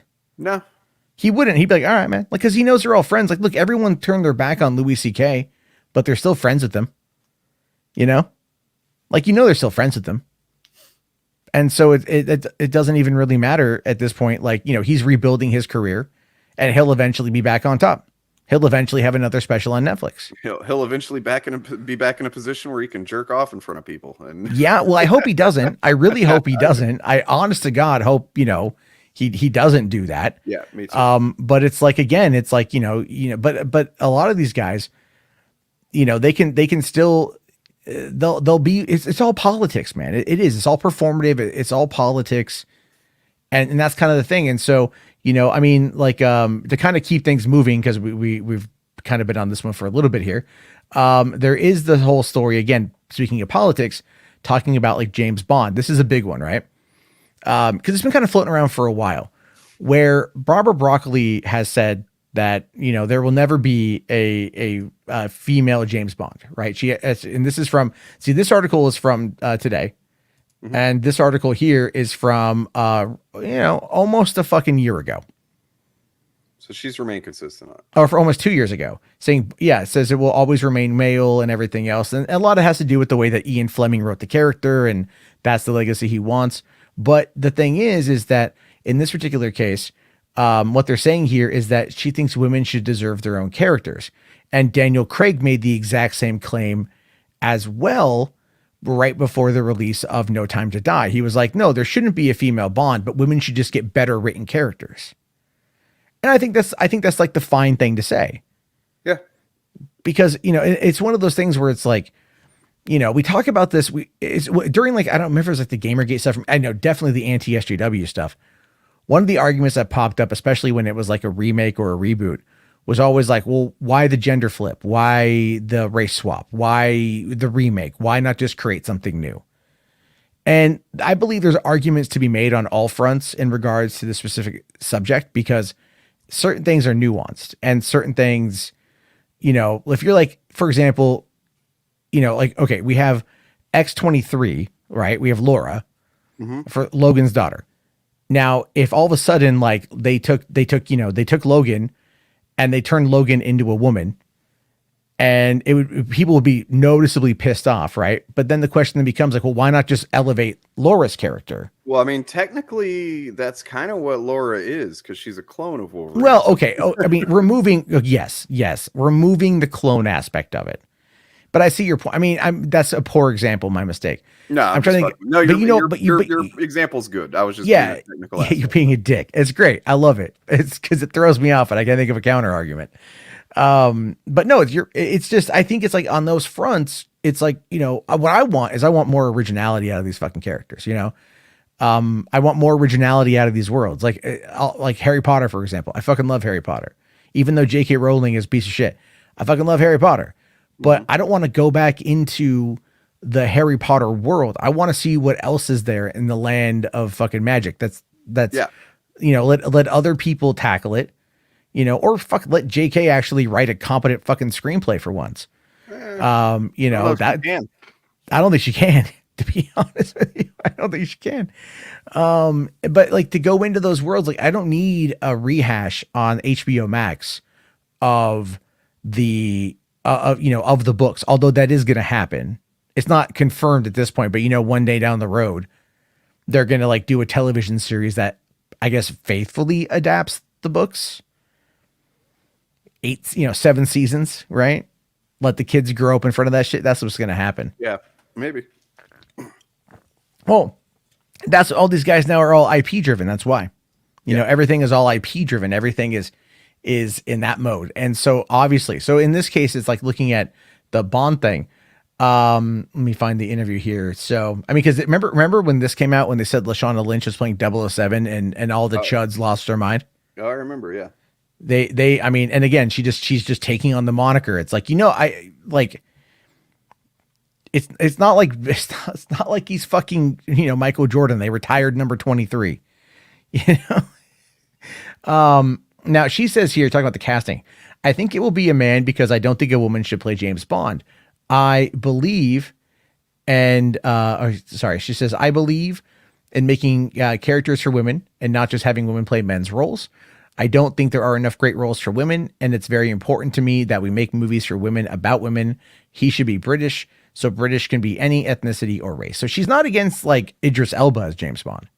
I think he's aged out though at this point. I think so too. But I mean, remember when he tried doing that one Bastille Day? No. Yeah, he tried doing like an action thriller where he's like a cop and like there's going to be a terrorist attack on Bastille Day in Paris, and he's got to like stop the terrorists. Oh, so it's kind of like a tryout. Kind of, yeah. I just love saying Bastille Day. Bastille. I don't know why, but it's all this shit. So, I think she's making a great point here. I do. I think Bond is British. That's kind of the key thing. Now he can be any ethnicity or race, although let's be realistic. The likelihood of him not being a white male is pretty high, or I'm sorry, pretty low. I don't think they're going to do that for a while. But then, just write better characters for women. And I think you're on the right path. And maybe with Amazon, buying MGM, they'll put a, 006 show on there or something. And it's just going to be about a female agent. Yeah. There's so much more you can do with this stuff than just James Bond. Yeah. So basically, I mean, yeah, that's kind of like what it is with that one. I just really like putting a blonde wig on Bond there. I think it kind of gives him like the surfer punk look, a little bit. It's like, sup, bro? Bond, James Bond. Also, but anyway, there was that right there. And that's kind of like, I don't want to say that's all I've got for tonight. There's more things to get to, but it is after midnight. Hawkeye has officially dropped. I know people are wanting to get to that one, so I thought we'd have a little bit of fun tonight, and then go after a couple idiots. So let me just make sure I caught up on the super chats here. A couple of them popped on in. And command unit here says Harvey, meaning Harvey Weinstein, can always start an OnlyFans. Yeah. Yikes. Yeah. This is Harvey and the ficus. That's what it can be right there. Harvey and the ficus. And then Jesse for $5. Thank you. Says, in regards to James Bond, what happened to Halle Berry's Jinx and the Atomic Blonde franchise? Those were female spy movies. Well, I mean, Halle Berry has kind of aged out of that role. It's been almost 20 years since was it God, what was it called? Die Another Day. And then Charlize Theron, you know, like I think Atomic Blonde 2 is in the works. And I enjoyed Atomic Blonde for what it was. I didn't think it was as hard hitting as they want, like as memorable as they wanted it to be. And that's kind of my problem with David Leitch as a director. You know, if you watch like Deadpool 2, it's missing something compared to Deadpool 1. True. Yeah. And I think that's like the Tim Miller heart wasn't there. And then you watch like Atomic Blonde and it kind of felt like cynical. And you watched like, you know, what was another one he did? The Hobbs and Shaw. I never saw it, even though I'm a Fast and Furious fan, but like it just looked, was it good? Was that Tim Miller? No. That was David Leitch who directed Hobbs and Shaw. Was it good? No, but I mean, it's good in the sense that Fast and Furious is good. You know what I mean? Like from like 4 or 5 onward, they're quote unquote good in a fun, stupid way. And it's kind of like that. The only thing is that like they basically just don't even try to take any time to redeem Jason Statham's character. Like this is a guy who's like murdered a bunch of their friends and shit. And it's just like now we're just, you know, kind of playing it off like he's just a goofy guy. You know what I mean? It's like there's no connectivity. Also, The Rock is very much more lighthearted than he was in the Fast and Furious proper. So it's almost like they're 2 different characters in a way. Okay. But no, they're the same character. Okay, that makes more sense. I mean, I definitely want to watch it. I think it's on HBO Max right now. Yeah, I mean, I'd say it's worth a watch. There's some good action in it for sure. Idris Elba's fucking awesome, you know, as always. So yeah, as Black Superman. Basically, yeah. I'm Black Superman. Yeah. Like, all right, well, hey, listen, they didn't even shy away from it, which is what you have to kind of enjoy about that. So, all right, so for the end of the show for the night, the final thing we'll talk about here. Let me just wait for it to load. I thought I had already uploaded the clip. I did not, so it's doing that right now. And it might actually end up freezing everything. Shit, hope it works. Anyway, here we go. So this is courtesy of Dane, and we're going to be talking about a little bit of this.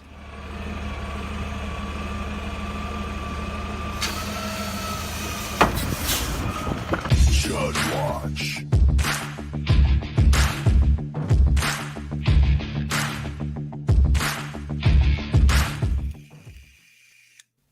Yeah. Hell yeah. Shit blowing up. I showed it to my girlfriend and she's like, what the fuck is this? I'm like, no, this is the thing I'm doing. Calling out bad faith actors. I feel like it's an evolution. You know what I mean? Yeah, it's just completely an evolution of all the crazy, stupid crap that I do to make people laugh on the YouTubes. So thank you very much for that. That's pretty funny. I really like it. I might need to send you the PNG of the font because you can only get it through Canva. That particular, like, it's like Zing rough base, I think, and it's like only available through Canva. Yeah, I tried to match it as well as I could with what it's Adobe and the fonts I have, but super weird how that works. I definitely don't know why it does it that way. It just unfortunately. That's just a stupid crap. But all right, so for Chud Watch tonight, we're going to be taking a look here at a couple little clips. And no, that's not the right clip. That is not the right video clip. Hold on. I'm having a little bit of computer issues tonight about where things might be. Because you ever done that before where you go to open a file and you have it set a certain way and then something happens where it gets messed up?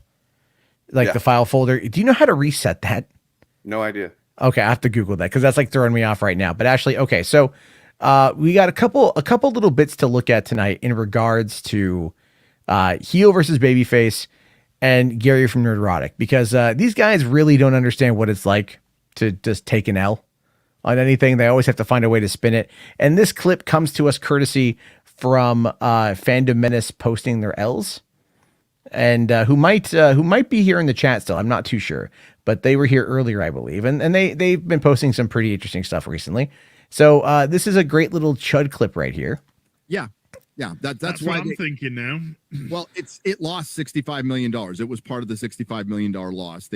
So they're trying to argue that Shang-Chi is getting a sequel, right? That it flopped so hard it's getting a sequel.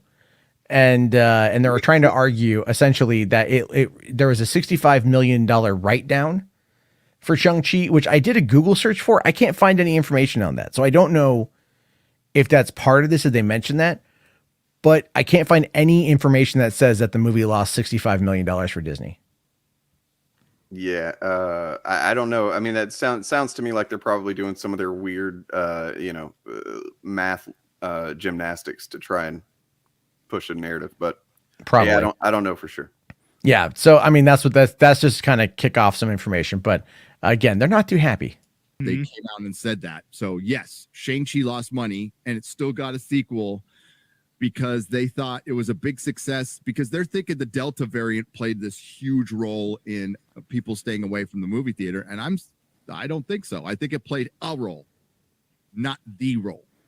See, the thing with that, though, is if you track all of the other weekend releases that have come out before then and even relatively after then, it does fall in line because Delta was raging throughout the summer and a lot of people weren't going to the theater. So what they were doing was, like, because it came out the way that it did, it showed you the loyalty to the Marvel brand. Yeah, I mean, all I'm seeing here when I Google it is like on Forbes, there's like it's successful, like it was successful worldwide. I don't get where they would come up with that. Yeah, they just kind of, again, they're pulling information out of thin air, and but I think at this point they circulate it completely amongst them so that they have they don't ever actually have to stop and think about it. Like no one in their audience is ever going to question them. That's what it really boils down to. Right. So yeah, they get their news from them. So yeah. Because they always try to find the worst possible spin. The human potato, the walking rehab clinic, and then fucking Mahler, who just sucks. Yeah, you got piss pickle babyface, Krusty, and Mahler. Yeah, Mahler. And then it was really funny though about Gary is he actually has a Mahler plushie behind him. Yeah, like French. Jesus Christ. Anyway, I'm sure he's never sat and watched one of his 4-hour fucking reviews before, but oh no, not one damn bit. I think the role is people are out of the habit and people are tired of fucking shit. Why would I go to a movie theater and watch a bunch of shit? And people could go, well, my movie theater was full, but there's a bunch that weren't.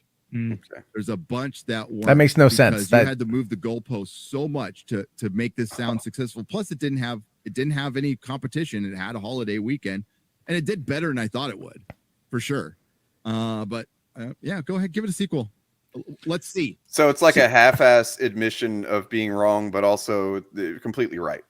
It's like, yeah, oh, pretty better much than I expected, but it lost $60 million. It's just shit, pure shit. Nobody saw it. Yeah, it's still a pile of shit. We don't fucking like it. I love how articulate that commentary is. Well, nobody wants to go watch shit. Well, they watch you, Gary. Yeah. All right. Like they watch you shit on everything because that's all you're capable of actually doing. Again, crusty bearded old guy who's 50 sitting in a room of fucking toys complaining about, children's movies. Essentially. It's like, the meme that I posted earlier of Robert Meyer Burnett. Now we see why they work together, right? Why now we can see why they hang out together because they're very similar in that front, but still you got to love this right here. Cause it's so accurate. Whoever sketched the soy boy thing is 100% accurate. But before we continue on, there's someone who's joining late in the stream. Miss Saggy Melons, which apparently is canceling me according to some green screen nonsense. Yeah, I'm canceling you. And can you see up top where it says? Jarbo hates Metal Gear Solid. Oh, hates Metal. I don't hate Metal Gear Solid. It's just the storyline's kind of dumb. Either way. Yeah, I'm playing with green screens. I got a green screen set up now. Yay, I can do stuff. Cool. So let's continue. Yes, let's continue this. I already watched this crap earlier. Yeah. No, but it's a good looking green screen. That's a weird looking picture of me. Let's see. Oh, and our friend, what's it called again? Simu Liu. Oh yeah. He reposted that image of Flop of us all. Did he? Did yeah. He reposted that and say, Flop, we're here's to the sequel. It's not what he said, but being a flop doesn't, like, those two things aren't mutually exclusive. This guy is very, very thick. Oh, I get to make more videos now. He really did repost that? He reposted it. He reposted the flop image again. How's that Black fucking Panther sequel looking right now, dude? so I don't get. Yeah, that's why. Oh, hold on. Sorry, there we go. I mean, that to me is really, again, it shows you 100%. They don't care. No, they just want something to react to, something that they can make money off of while spreading misinformation. That's it. Yeah, and I mean, honestly, that's like with Robert Meyer Burnett. That was what I was going to say earlier. Is like it's all he does is talk shit on any new Star Trek, even the slightest little thing that happens in a new episode. He's like, "Oh, this is woke, and this is shitting on the legacy of Roddenberry," and it's like, it seems like these guys only hate this shit at this point. And even if you don't like it, like, why would you contribute so much energy and effort into hoping it fails and celebrating failures? And you know what I mean? Like, it doesn't make any sense to me why you would do that to something you supposedly love. Because clicks. But clicks. Yeah, Dang, exactly. clicks. Exactly. No, I know. You're right. You're right. I should trust the wisdom of the melons. I thought it was really funny because I brought this up too when I went over that same clip. I was just like, why? I don't know why. Like, they're saying, how's Black Panther 2? Well, the main actor died, so Right. there's that.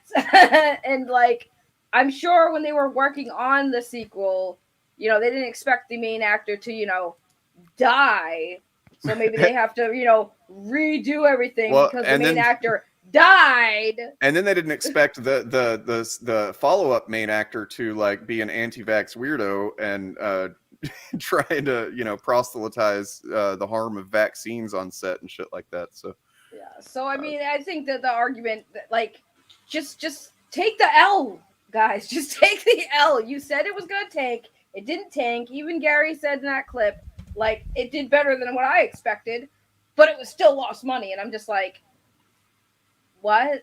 No, well, dude. I mean, like, just like stop. you said, though, they can't take the L. Like, literally, if they took an L, that would mean taking, there would be probably a small amount, but some amount of their audience would lose whatever fucking weird faith they have in them. But why? It's like weird because I've learned that people respect YouTubers more when they admit they're wrong. Like, yeah, you might have the selected few that'll still be like, oh my god, you were wrong about something, we're unsubscribing. It's like, okay, bye bitch, bye.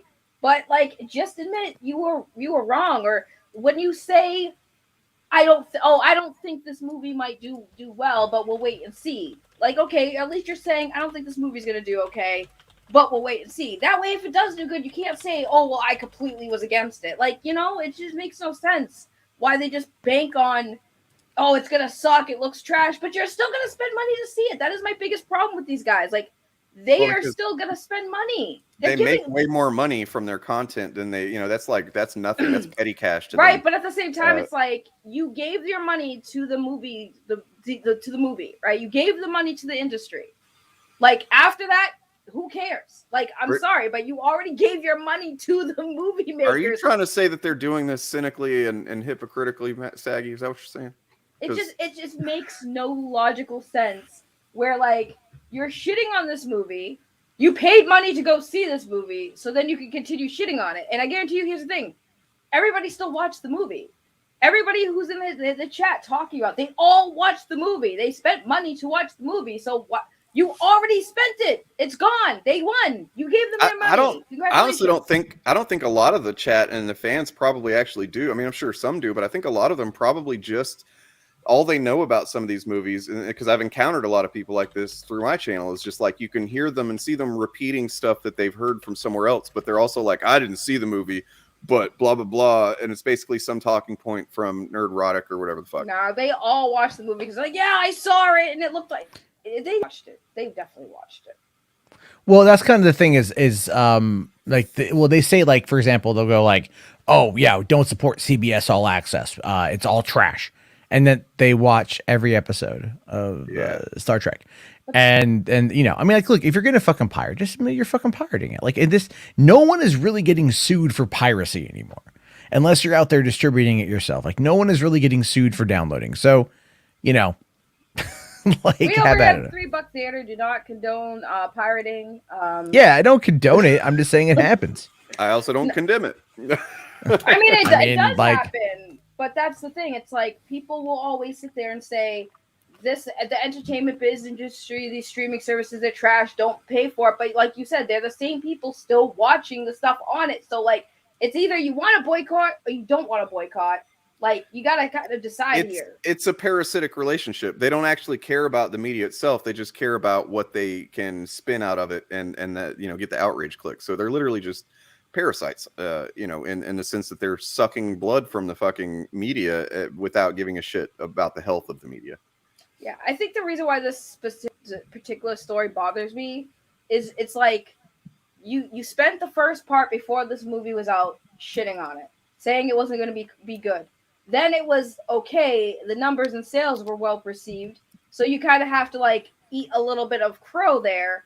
But then the guy comes out and says, "Oh, we're getting a sequel," and then they go back to like, "Oh, well, the first movie is crap. How are they going to get a sequel?" And I think that what did that guy say that it's not exclusive? Yeah, they're not mutually exclusive, They're not mutually which exclusive? makes no sense. If, Of course it is. Like, if right. something is a bomb, they're not gonna fucking dump money into following up on it. Exactly. Like the Avatar: The Last Airbender movie by M. Night Shyamalan. You know that was supposed to be like like more than one movie, right? He was supposed to do more than one of those, but it tanked so bad that they weren't even gonna bother with another one. Now Netflix is making a Avatar. So yeah, it's not like that, dude. It's literally, if your movie is trash and it tanks and you don't even get your money back for that crap movie, you're not gonna spend more money to make a sequel. Like, that's just how it works. True. Well, I mean, like, unless like home video sales do well, you know, I mean, there's elements that might push for a sequel, but oftentimes it's with a smaller budget, and it's you know, nowhere near as hyped up. So, but this is one where, look, the movie had a budget of $150 million. I think after marketing $200 million, it's done $423 million worldwide box office. So it, you know, even at the 150 mark, let's just say the 150 mark, it's done 2.8 times its production budget. It's been out on home video now since November, and it's selling on home video. People are buying it even though it's currently on, you know, Disney Plus and everything. Never mind whatever the PVOD was, people had paid for it back before. No, I don't think, maybe overseas. We don't know. The movie, I guarantee you, has not lost money for Marvel. The impact value there is high. They just signed Daniel Destin. Was it Daniel Dustin Cretton or Daniel Destin Cretton? I can never. Yeah, they just signed him to like a multi-year, deal, to produce, to write and direct Shang-Chi 2, and to create multiple television shows for Disney Plus and Hulu.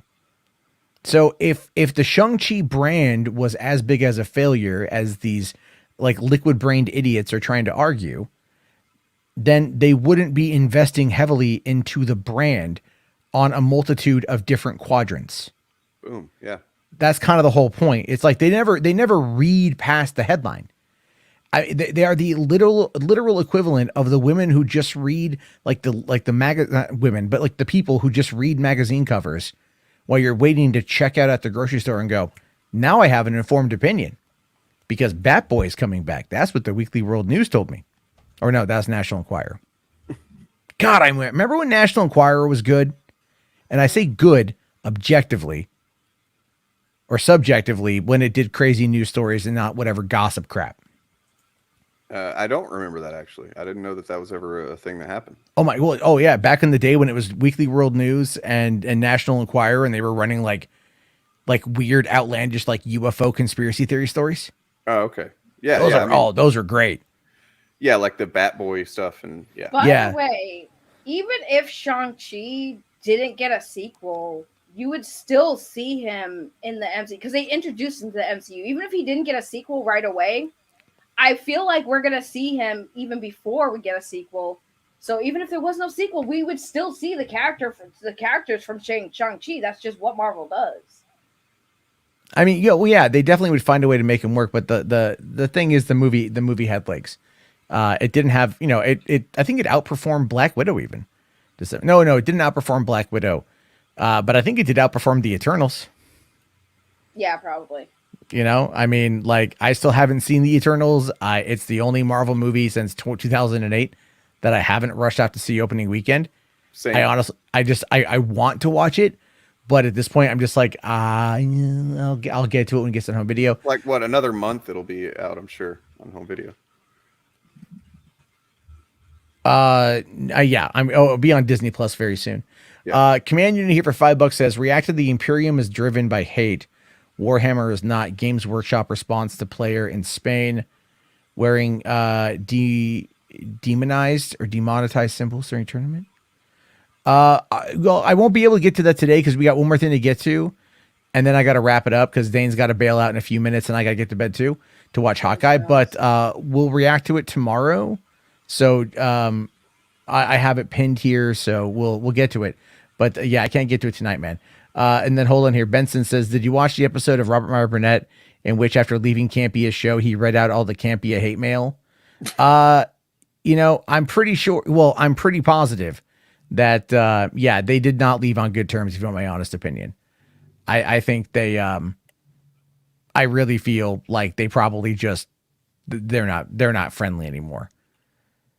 Which might be why he's headed to the dark side. But anyway, so here's another clip that I found. So I found this clip from the same live stream. And I don't know where this sits with it, but they're talking about Echo. Cause I know right now I see the chat about Hawkeye.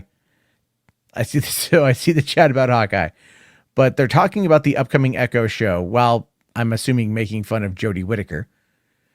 And this clip is again kind of wild because it shows you like just how well they feel about people who have disabilities. Idea to like anything because they're gonna fucking plug it into the MCU.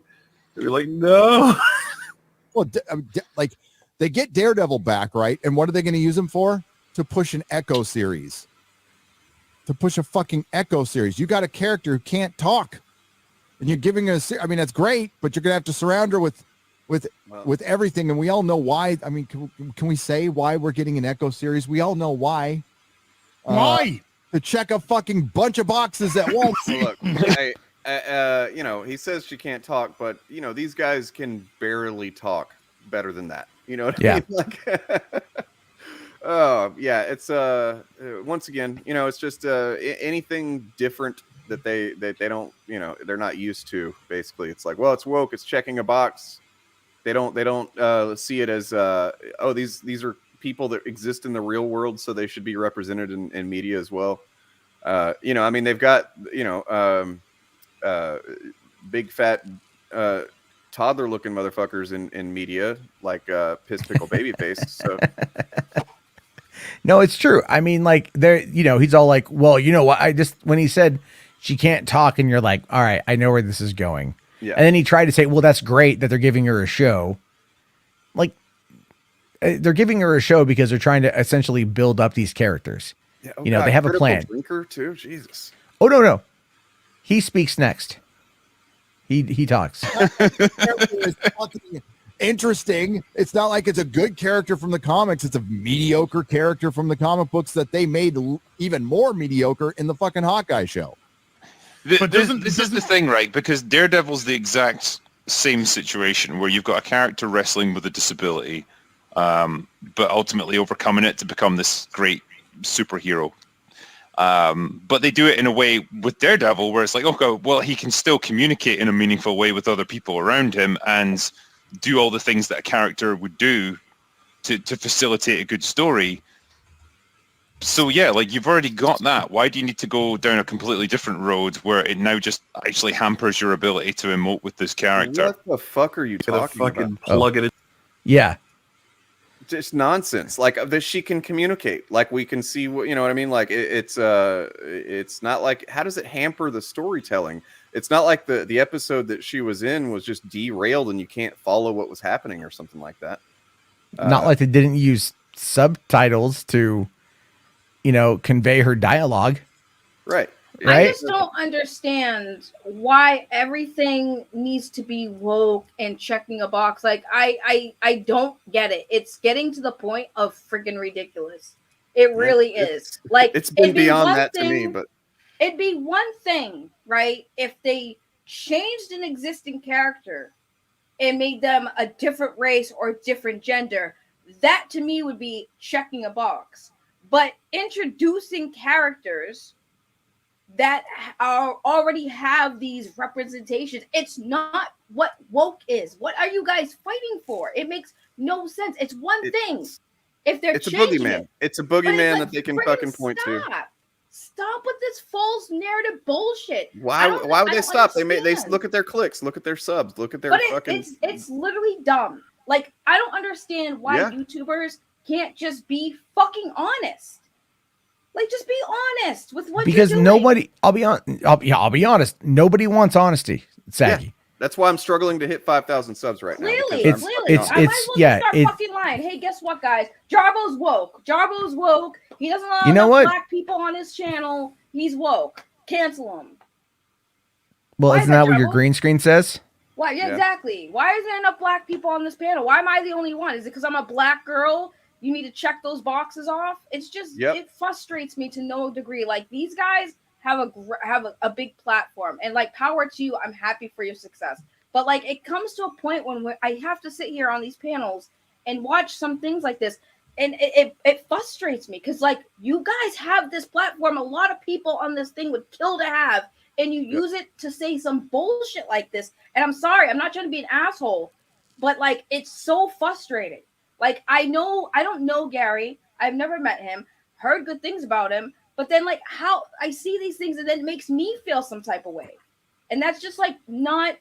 Well, I mean, yeah, you gotta think these are the guys that hosted Alex Jones as their guest of honor for like 4 fucking hours and just let him talk and they smiled and nodded the whole time. And it's like they clearly don't have any relationship to the truth, whether that's like they actually don't understand reality or they just don't care and they're just doing what gets clicks. I don't know, but yeah, they're not going to stop. Like I don't care if they want Alex Jones on for clicks. Power to them. That they got. Well, no, I'm just saying that's the same mindset. Like right, but I think when it comes to I don't mean to cut across because this pisses me off because like when it comes to entertainment, there's no need. There's no need for this. There is really no need. Like. If it was like a politician, if it was like a political thing, cool. I'm on board for a good political debate. But like this is movies and entertainment. It should not be this friggin' deep. People should just be like, the movie's bad or the movie's good. Okay, well, why is it bad? It had a bad story. The characters were shit. Cool. But when you sit there and say, we know why they're making an Echo show, the chick who can't talk, because they need to check a box for the disabled. What, bro, please miss me with this. Yeah. Well, I mean, it's like Matt said earlier, and as far as like the algorithm being, it's tied to emotional reactions. And what are two of the things that get the biggest emotional reactions? It's Marvel and comic book media and stuff like that, as well as discussions about race and wokeness and such. So it's like honestly, it's kind of a fucking ingenious in a super sinister and fucking dishonest way to combine those two elements that play so well in the algorithms, and then there you go, you got popular fucking channels that make a lot of money. Yeah, well, I mean that's that, and again, like they understand that the amount of cash that they earned is directly influenced by the opinion that they hold. So they don't want to. Do you think Az wants to go and get a normal job? Do you think Gary wants to run the risk of having to actually leave his house?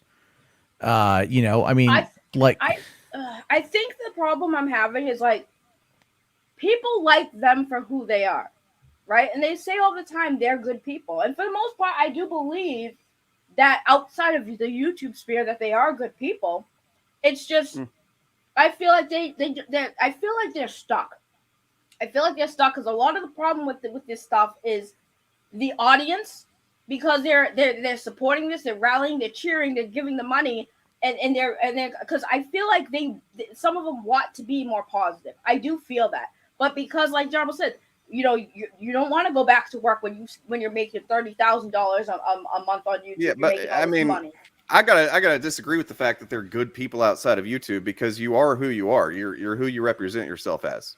It's you're not gonna be a fucking bigot who's fucking talking shit on anything that's not centered on a white straight dude that's not disabled now apparently, and then go outside of YouTube and be a fucking inclusive, friendly guy towards those same people. If you're a piece of shit on YouTube, you're a piece of shit. Sorry. Nah, I think people are piece of shits on YouTube and they're not the same person, because being a piece of shit on YouTube is what gets you famous. But honestly. That is what they're doing. But that's not an excuse. That's not an excuse. I'm not saying it's an excuse. I'm not saying it's an excuse at all. I'm just saying that overall, I want them to do better, because they can. They can't. They're pieces of shit. They can't. Anyone can be better if you friggin' just try. Yeah, but how do you hold someone to account in hopes that they'll become better? You know what I mean? Like that's kind of the whole fart in a jar, and you send it to them with a sign that says "Get better." Sure. Maybe in some reality, the fart jar method is what is what stopped the Holocaust from happening. I don't know. I think Andrew Dunbar wants to murder some children. That's kind of fucked up. What the hell? Child murder, dude. Child murder gets emotional reactions. Yes. What? I don't know. Is anyone arguing against that, Andrew? I don't. No, he's doing a deflection from whenever I said that talking about woke stuff and Marvel movies gets reactions on the internet. So he's trying to deflect from that totally valid and uncontroversial point. Yeah, who murdered kids? That's my question. In the Marvel Cinematic Universe. I mean, Thanos kind of did by taking out half of them. He murdered a lot of them, yeah. Thanos definitely killed some kids, bro. I mean, oh yeah, no, 100%. He has murdered children. Yeah. I just don't get the connection here, but there is a little bit more to this clip. That's kind of the key thing, I guess, to provide some context. But we are, here's the thing with this. I think we kind of hit it, to be honest with you. It's already 2 hours and 2 minutes into this thing. I know, Dane, you got to bail. I don't want to hold you any longer than you have to be. It's cool. I was going to ask, did you already cover the interviews with Amy Pascal? Is she on fucking meth? We talked about that yesterday. And do I have it right here? What happened to that lady? Jesus Christ. Well, I've got I deleted the clip. I had it. Oh, okay, it's all good. I was just it popped up because of that funny face that Jodie Whittaker had. So there's that, but then here I got the screenshot right here. If it loads. You should highlight Phantom Menace L's collapse comment. That thing was funny. What the heck is that? What am I watching right now? That is Amy Pascal. That is look, I don't know who approved her cosplaying as the dog, as the van from fucking Dumb and Dumber, right? Or or is it? I just don't get. Well, I mean, did also you see the interviews though? The way she's behaving seems really fucking erratic. I don't know. But she's always like that. She's always like that. If you go find other interviews with her as well, she's like that. What I don't understand is the framing of the scene here. That's that's a woman. No. I understand. They probably set her on the other side of the screen and she scooted her stool next to Kevin Feige or something. I mean, well, they're trying to keep the branding here, Spider-Man No Way Home. They're trying to keep that available to see. Yeah. What do you got here? What is this? Oh, that's mine. Yeah, you just That's just my screen. Oh, okay. I thought you were saying I didn't know what it was at first. No, it was the same thing I had up earlier, but I had closed it out. Oh, okay. Did I hear about Ridley Scott saying "fuck you" to an interviewer? I did. I didn't read the context though. I guess Ridley Scott said "fuck you" to an interviewer. Okay. You know what? Well, we can if you send me that on Twitter, I can take a look at it tomorrow. So there's that. But it is 12:45 in the morning. I do have to get to bed. Actually, I got to take my kid to school in the morning as per usual. And also, I do want to watch Hawkeye as I settle myself in for a short winter's nap, because it's cold as fuck outside. What? Phantom Menace L's comment. You didn't highlight it. Oh, she can't talk. Oh boy, am I glad they didn't watch A Quiet Place. Yeah, I know. Or any movie before the 1930s. Look, these are the kind of people, these are the kind of guys that, like, if they lived like 100 years ago, they would be the ones that would be all up in arms if a woman showed her ankle. You know, these are the kind of, like, because if you think about it, they're very like puritanical in their approach. Oh yeah. You know, and so it's very like, but it's so stupid because like they have one foot in, one foot out, but they just want to play up that audience. You know, say what you will about Nick Fuentes, at least he's a true believer.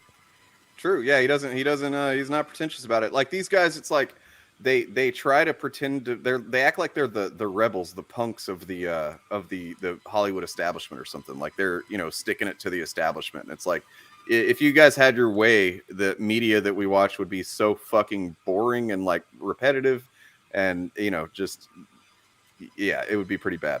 But yeah, listen, you guys over there at the Nerdrotics, because I know y'all see this.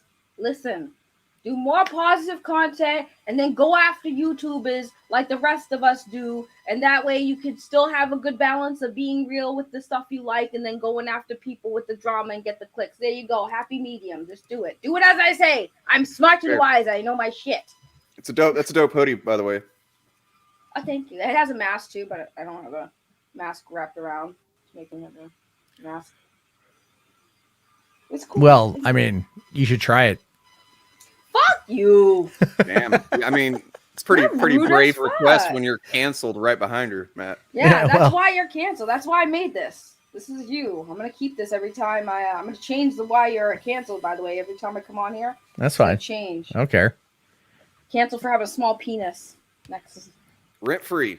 And they never got me canceled. They got me kids. Somehow you made it work. Somehow. I know. You know what I mean? Somehow you did make it work. That's all. Somehow you gotta. It's not about the size of the boat; it's the motion of the ocean. All right, and much like Hawkeye, I never miss. Oh. Boom. All right, HWAD squad, I'm out. All right, I'll see you later, Dane. I'm going to wrap it up too, guys. So thank you everyone for tuning on in tonight. Be sure to leave a like, leave a comment if you're catching the VOD of this one, and we'll talk again tomorrow night. Have yourself a good, happy rest. Enjoy Hawkeye. Don't spoil it for anybody, and peace out.